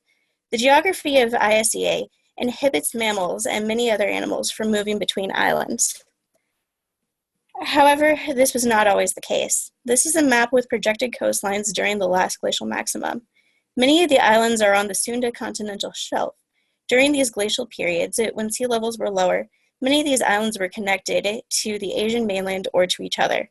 These land bridges made it easier for mammals, including hominids, to migrate between islands. However, not all of these islands were physically connected during the glacial periods. This geographic area is divided into 3 ecological zones. The first zone ends at Wallace's Line, which is in red on this map. This zone contains plants and animals similar to mainland Asia. It is frequently referred to as Sunda or Sundaland. The second zone is known as Wallolensia, and it's a transitional zone between Asia and Australia. This zone contains islands that were never connected to either Asia or Australia. The last zone is Australia or Sahel, which is at the very edge of the map. As you can see from this map, there are early hominid sites on islands to the east of Wallace's Line. Who were these hominids and how did they get to the isolated islands? We should first start with how did hominins get to ISEA? Homo erectus evolved in Africa about 2 million years ago and promptly left. Homo erectus has the second largest geographic distribution of any hominid after modern humans. Homo erectus arrived on Java by 1.6 million years ago. That's these sites down here of Sangaran, Trinel, and Nandong. Homo erectus has distinctive cranial and facial features, including a low forehead, projecting face, and lack of chin that distinguish it from modern humans. They had a much smaller brain size than modern humans, with the average size being about 60% of the modern human average. Homo erectus had primitive stone tools, but were well adapted for long-distance walking. Homo erectus fossils were first discovered on Java in 1891 by Eugene Dubois. Since this discovery, over 100 fossils have been recovered from several sites across central and eastern Java. The oldest sites on Java are located in the Sangaran Dome, where sites are dated between 1.51 to 0.93 million years ago. On this map, Bapong and Ngabon are located in the Sangaran Dome, Ternel, which is dated to 540 to 438,000 years ago. And then the youngest site is Nandong, which, while the date is controversial, is probably about 130,000 years ago. The next island that I would like to talk about is Flores in Indonesia. The oldest hominins on Flores are located at Matamenge, which is dated to about 700,000 years ago. In addition to stone tools, researchers found a jaw and teeth from 3 hominins. The younger and more famous site on Flores is Liangbua, which is famous for the Hobbit, or Homo floresiensis, which is dated to 100,000 years ago to 60,000 years ago. The Hobbit is a very tiny hominin that only stood about 1 meter tall. It's been proposed to be a dwarfed version of Homo erectus. In ecology, they've discovered what's called the island rule, where large mammals shrink in islands and small mammals get large. So this artist depiction of Homo erectus is actually a 1 meter tall hominin carrying a giant rat.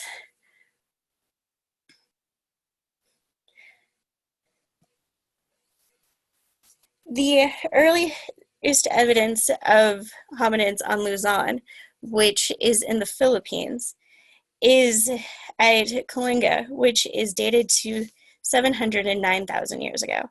This site has stone tools and evidence of butchering, but no fossils. Recently, in April, they published fossil evidence from the site of Kaleo Cave, where Homo luzonensis was found.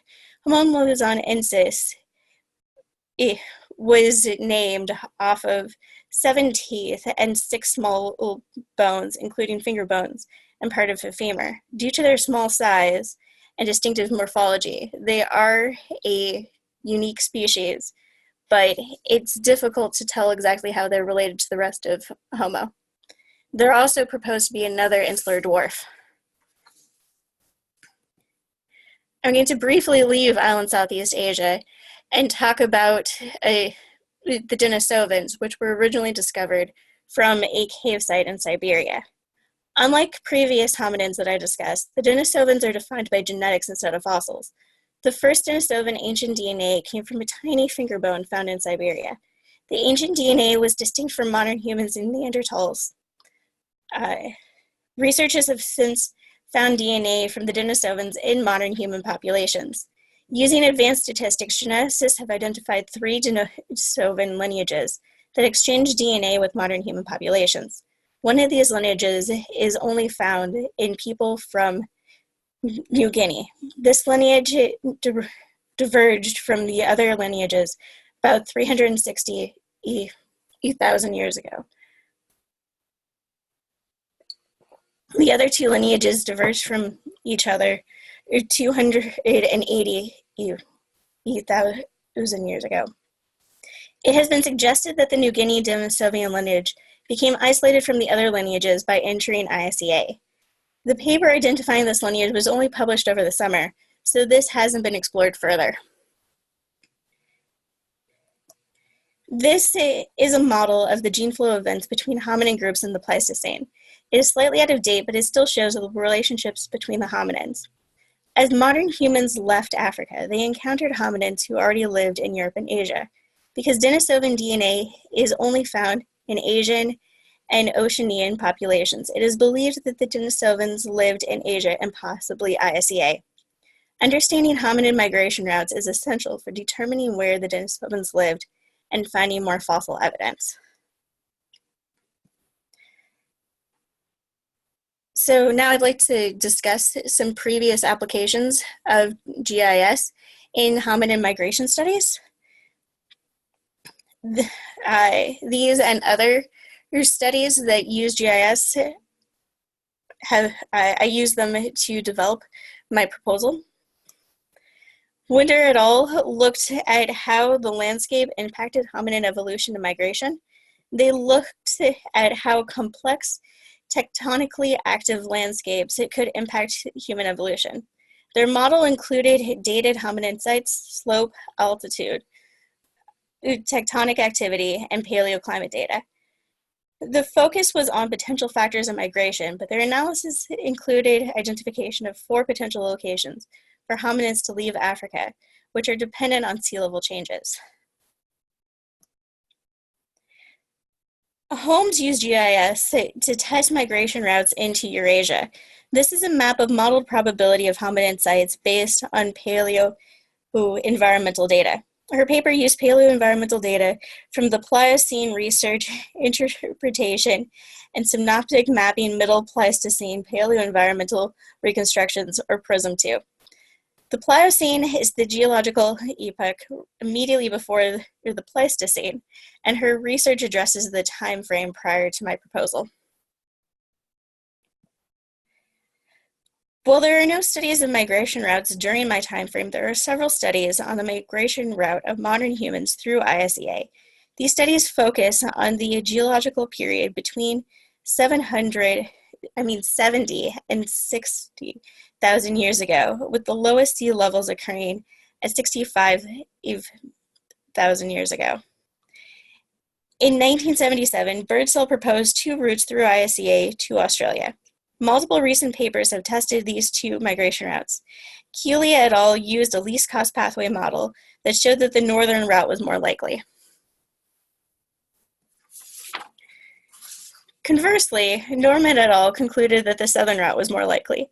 The authors used an agent-based model using a SimPy Python simulation library to simulate the movement of hunter-gatherer groups.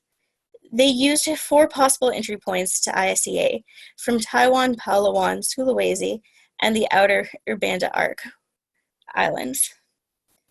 The groups had a higher probability of moving to islands that they could see. This is a map of inter-island visibility between the islands in their analysis.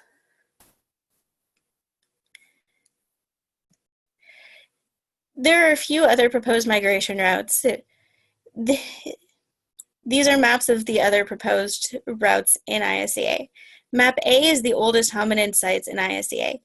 I was not able to include all of these sites during the brief background I gave earlier in this presentation.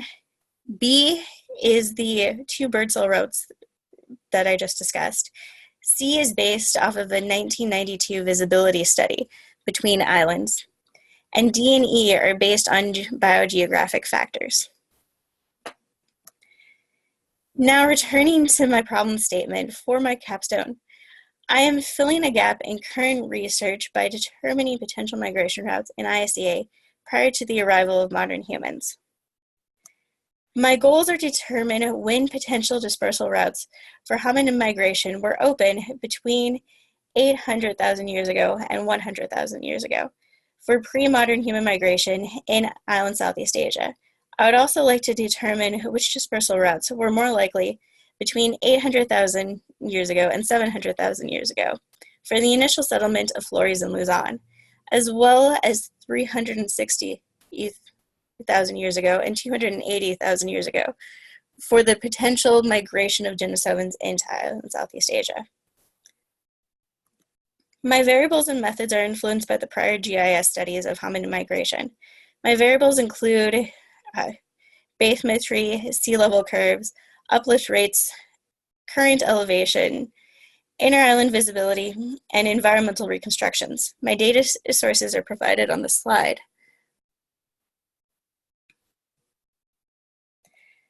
For this project, I will combine the bathymetry data with relative sea level curve and uplift rates to determine the landmass extent and paleo coastlines.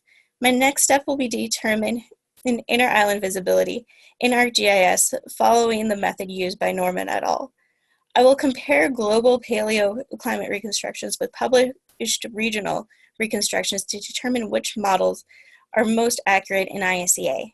Finally, I will calculate least cost pathways to reduce water crossings, increase inter-island visibility, and reduce total distance to Flores and Luzon. I will use starting points on both Java and mainland Asia. I anticipate that Java is the most likely source for migration to both Flores and Luzon. The most parsimonious explanation for the origin of Homo floresiensis involves Homo erectus migrating along the southern islands to Flores, where it underwent insular dwarfing. The origin of Luzonensis is currently unknown, but a similar descent from Homo erectus is possible. One of the sites that I skipped in my introduction is Telupu in Sulawesi. This site has stone tools that indicate that hominins were on Sulawesi prior to 200,000 years ago, which coincides with the potential entry of Denisovan population into island Southeast Asia. So these are my multiple slides of references, and I will take questions now.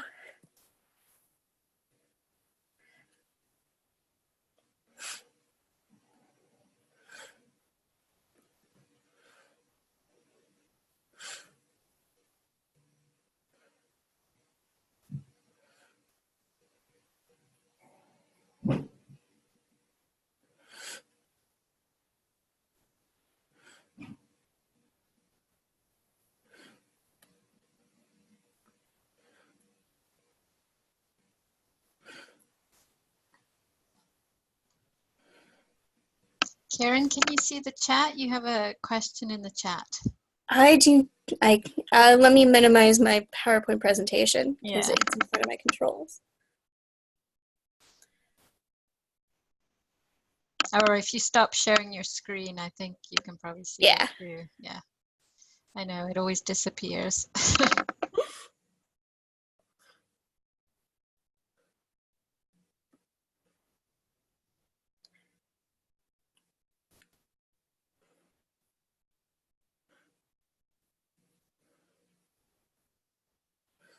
Multiple monitors. So if you put, yeah, at the bottom, if you put your cursor at the bottom of the chat, you'll see the Yeah.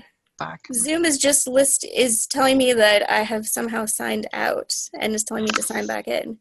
So Here, I'll read it for you then. thank you. How did you get interested in this topic? So I work as a research assistant in the biological anthropology lab at the University of Iowa, and our lab specializes in primate and hominin evolution in island Southeast Asia. So for various papers, I've had to read a lot on the topic, and I realized that there was this lack of data in this particular area.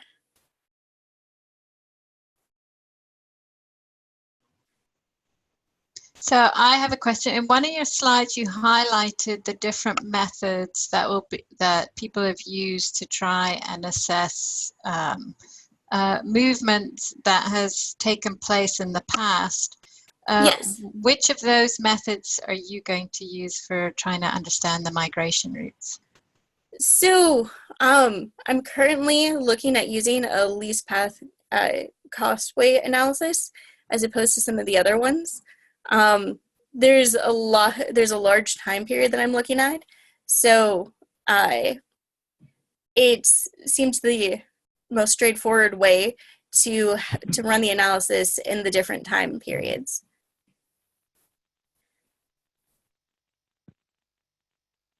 Thanks. I'm not sure. Kieran, can you hear me at all by any chance? This is Larry. Yeah, I can. Hi, Larry. Hey there. Sorry, I had to connect on my phone for the audio. I'm not sure if that's the way everybody had to or not. But anyway, I had a question actually, and it was about the data sets that you're using, because you're looking at things that are all at tens and in most cases hundreds of thousands of years old. And so there's a certain amount of speculation in this whole thing, and we've talked a little bit about that in terms of the decision-making processes that would have underlaid at some point in time people sort of moving from one place to another with a dramatically changing environment over thousands of years and such. But with regard to the data sets, which do you in particular feel more confident about and less confident about in terms of the information that you'll be processing in order to come up with these least path solutions? Yeah, so for several of the data sets, I'm using the modern sea levels. Well, I'm using the modern depths of the ocean, and then taking the sea level curve that is known to kind of lower the ocean. What I'm less certain about are the uplift rates, because the various islands rose and fell due to geological factors at different rates and some of them are radically different. So trying to make sure that those are accurate would be more uncertain than just the current depths of the ocean. All right. What about the environmental data? What's your sense of the reliability of those? Just out of curiosity. Yeah, so there's a lot less environmental data in Island Southeast Asia than there are for a lot of the other places. So that's why I'm using some of the published regional studies to take a look at the global ones to try and find which ones match up to the regional reconstructions better than just the global. So I'm assessing that environmental data as part of my analysis. All righty, thanks.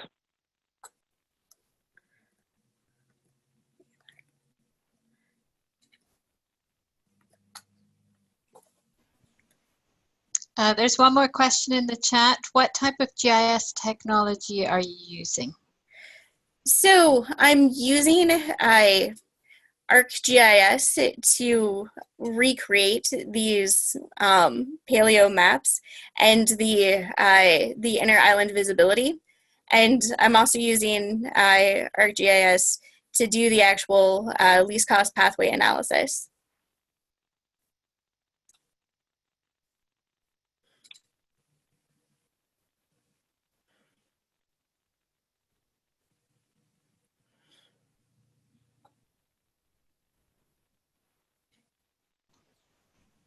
Any other questions from anybody?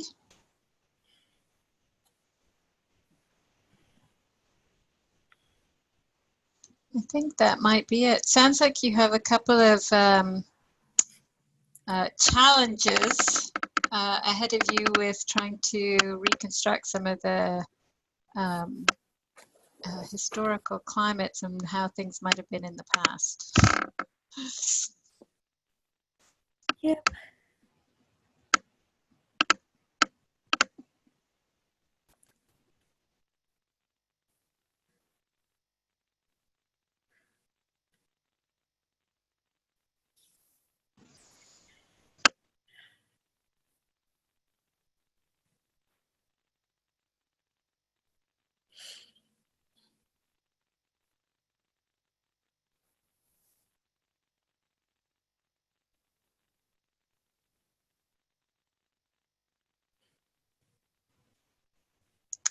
Okay, we're just waiting on one more person.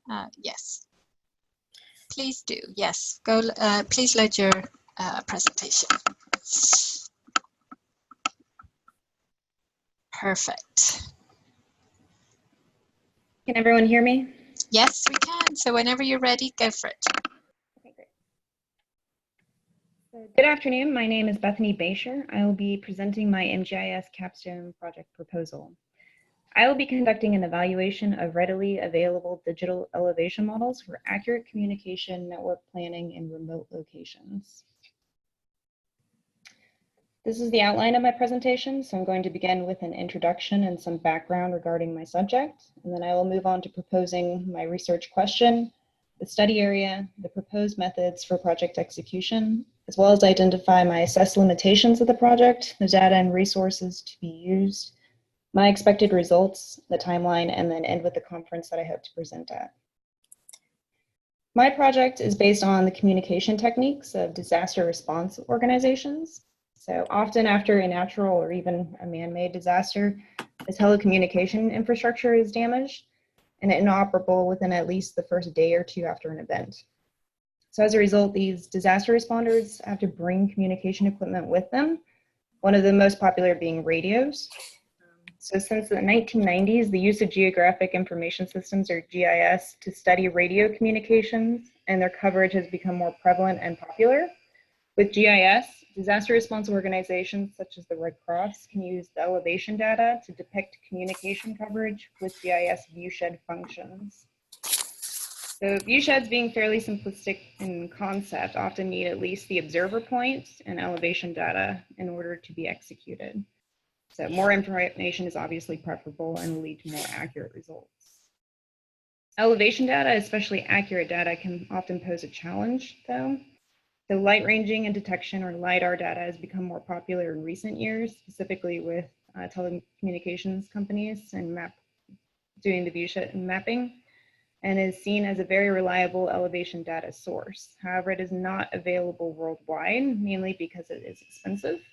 So this often leaves disaster responders operating in more remote locations with limited resources for communications planning, especially in the immediate aftermath of a disaster. So there are some readily available near global elevation data sources, which I will discuss further later on. These may provide a viable solution in place of LiDAR. Current academic literature has been focused on two aspects regarding my project proposal, those being the impact of communication viewshed types and input parameters on coverage results, and the impact of DIM, DSM, or elevation data resolution on viewshed results. So there appears to be a gap, though, in regards to whether readily available elevation data may be used in the event that LiDAR data is not available, such as in remote locations, for communication viewshed analysis. Now to discuss the readily available near global DIMs. So 2 DIMs and 1 DSM will be used in this study, those being the Advanced Spaceborne Thermal Emission and Reflection Radiometer, ASTER, Global Digital Elevation Model, GDIM.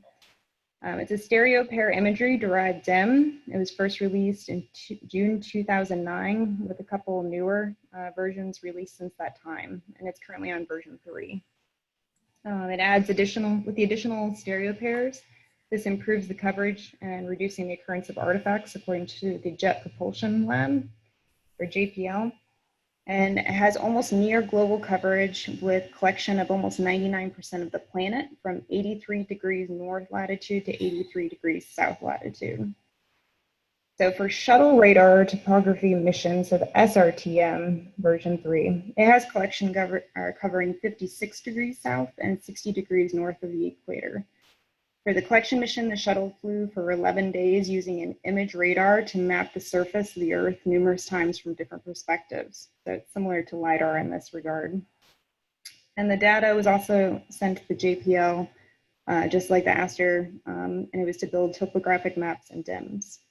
The last one, so the DSM, will be generated from digital globe imagery. The last elevation data source, so This is a method for creating three-dimensional models of a feature or topography from overlapping two-dimensional photographs taken from many locations and orientations to reconstruct the photograph scene. It's a relatively new technique, and it offers low-cost options for remote locations or those with limited budgets. So the image on the screen just demonstrates the difference between airborne LiDAR, terrestrial LiDAR, and structure from motion, and how they're collected. Going into two-way radio communications, just a basic overview.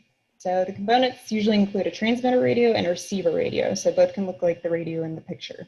In fact, that radio can be both a transmitter and a receiver in one. A repeater is an additional device that can extend a radio network. It works between radios to help receive and transmit signals over long distance or to help maintain line of sight in mountainous terrain. Generally, these type of radios, the two-way radio communication systems, are restricted to line of sight. And this is the type of viewshed or the type of analysis that I'll be conducting during this study. So GIS is particularly helpful for understanding communications in a geospatial manner, as viewsheds are often used to analyze coverage zones for a variety of communications, including two-way radios. Some key parameters will include signal type, frequency type, power, and antenna height. So for the purposes of this study, I'm going to be using the frequency designated for the Red Cross communications. So that's 47.42 megahertz. This means it'll be on a very high frequency or VHF radio communications, and that covers the range of 10 to 100 megahertz on the electromagnetic scale. As per Red Cross specifications, the two-way handheld radios have a limited range of approximately 1 mile or less. It depends on terrain though, most of the time. And while some of these radio types can extend to more than 1 mile, they usually need additional power. So I went with the 1 mile restriction because that at least all handheld radios have that coverage. And a VHF signal of note does not necessarily have the capability to penetrate some vegetation and structures. However, the signal will likely be degraded. It can, but there's a chance that it could be degraded or blocked altogether. So in addition, for the study, I will only be conducting line of sight analysis, as I stated before, which the line of sight analysis is defined as creates a line of sight that connects two cells to judge the possibility of communication between the current transmitter cell and the current receiver cell. There are other ways to study radio propagation, such as with Fresnel analysis, which is an area or zone or envelope surrounding the line of sight path that the signal spreads out into as it travels away from the antenna. And while this can be critical knowledge in some radio communications, as it was suggested that any obstruction of or within this zone may reduce the signal, even if the line of sight is visible between the 2 points, I'm still going to stick with just the line of sight analysis for this particular project. So this is an image that shows how a repeater can assist with extending a network. And again, like I said, with the two-way radios, these have to be line of sight. So as you can see in the image, you have TX, which is the transmitter radio, and then RX is the receiving radio. So they can transmit and receive with each other directly, as you can see in case 2. But if there is an obstacle in the way, such as a mountain, then they have to have a repeater of some form. So as you can see in case 1 or above. This is the electromagnetic spectrum. So we'll be working with the VHF band specifically. I just wanted to provide this so that it gave a reference in regards to how the radio spectrum is in relation to the optical spectrum. Oh, sorry. Oh no. Can you still see it? Yes, we can still see it.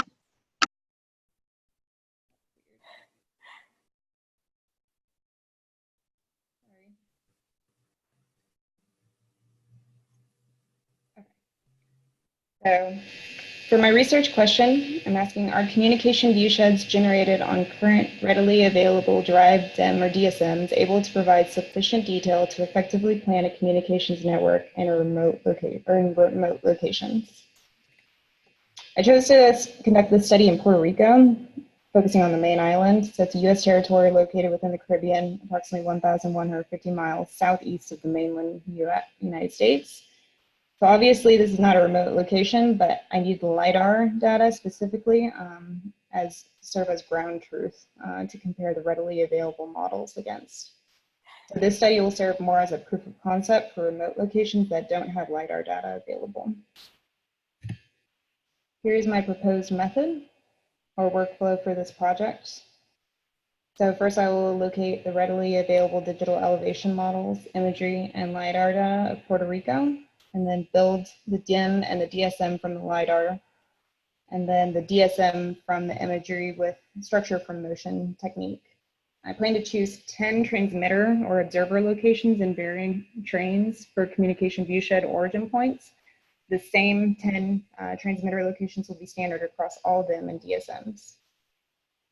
I'll be using the viewshed tool specifically within ArcMap, and the same parameters will be used for all viewsheds. Lastly, I'll compare and contrast the communication viewshed coverage zones between LiDAR and readily available DIM and DSMs. So the main intent is to identify whether or not locations for repeater sites would differ based on communication viewshed results between the DIMs and the DSMs, as well as identify the accuracy of readily available communication viewsheds. And that would be using, as I stated earlier, the LiDAR DIM as the ground truth, and then also doing the same thing with comparing the readily available communication viewsheds with the LiDAR DSM viewshed. And this is mainly to factor in how buildings or vegetation may alter the results. Comparison between the viewsheds will be conducted with the intersection over union technique. So that being the area of overlap between the viewsheds and then divided by the area of union, and then multiplying times 100 to get the percentage. So I've identified some limitations, and it's also of note from my literature, the academic literature that I referred to. So viewshed parameters are specific to one type of radio communication event. So for example, this can be used in like near line of sight analysis. This is strictly two-way line of sight radio communications.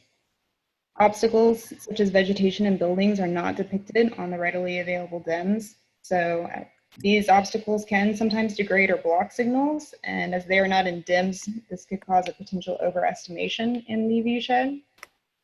And then also in one of the articles that I've referenced, the best practices indicate that SFM should generally be used in areas of limited vegetation. This is mainly because it's difficult for the camera to penetrate vegetation to get the elevation of bare earth. So this could be a potential factor if I use imagery with leaf-on conditions. For data and resources, I gave an overview earlier, but I'll be using the Aster GDIM V version 3, so it's a 30-meter resolution, SRTM to 90-meter, and digital globe, which will be generated from SFM. And then I'll be referring to the national map to pull the LiDAR point cloud, and this will be used to generate the DSM and the bare earth DIM. For my software, I'll be using ArcMap.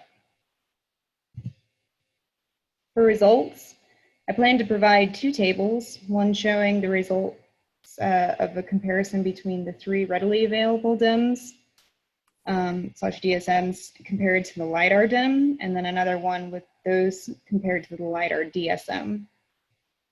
Also provide a summary, which will show how the viewsheds differed between the readily available and the LiDAR DIMs and DSMs in regards to recommended repeater placement. And then I will rank these DIMs from best to worst as they compare to the LiDAR DIM and DSM. This is a flow diagram of the methodology that I discussed earlier.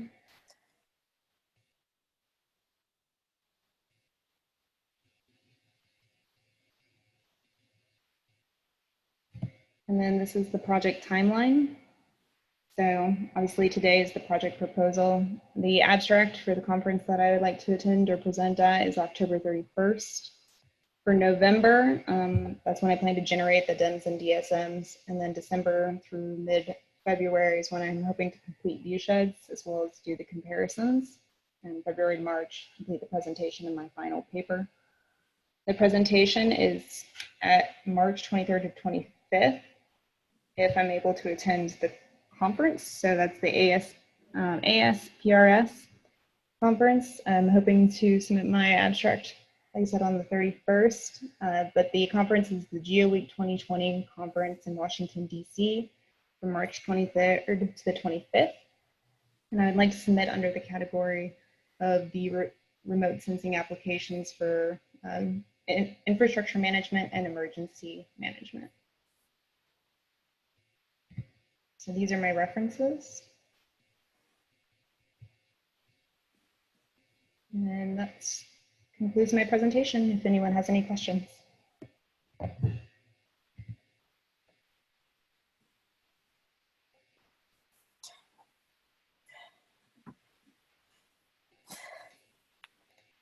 Okay. Yes. So that question, have you considered incorporating building footprint data as a proxy for obstructions in my analysis? Yes, I have. So there have been several articles talking about how they did add that or do that, but it didn't actually do much for additional accuracy, strangely enough. So the problem with the radio signals is that it's very much dependent on the material. So there are several, so for example, for buildings, it depends on what they're made out of. If it's metal, then it'll block the signal for sure. But if it's wood, then the signal actually might make it through. And then there are several gaps in the current academic literature in regards to how vegetation impacts signals and how they are able to penetrate through the tree canopy, for example, or if this even differentiates between vegetation types. Does that answer your question?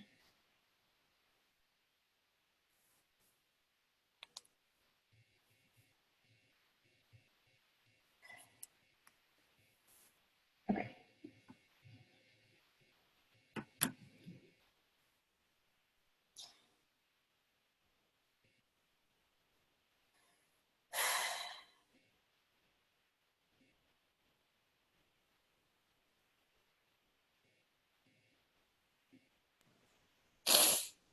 Are there any other questions? I have one. Have you talked with any search and rescue organizations? Because they use a lot of radio information and would be able to give you further insights on those kind of aspects. Yeah, so that would actually be really helpful. So I did email both FEMA and the Red Cross, but they have not responded, even though I tried calling them several times. So an email, but yeah, that would be extremely helpful. I've been mainly just referring to their manuals that they have published online.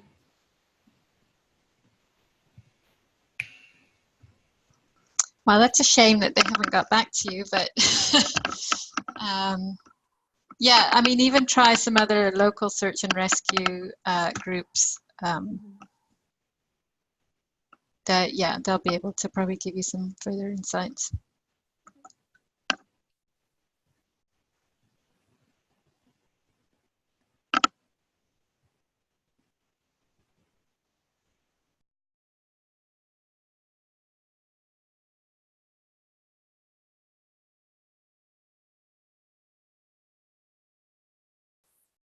Okay.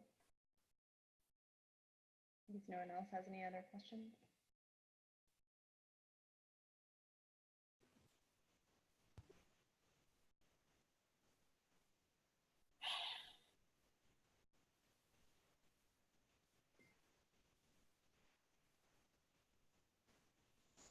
Are there any other further questions?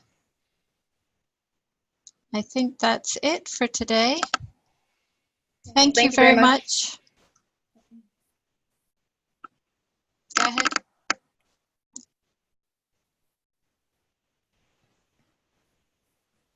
Thank you very much, everybody. Great job to all the presenters, and we will see you again tomorrow.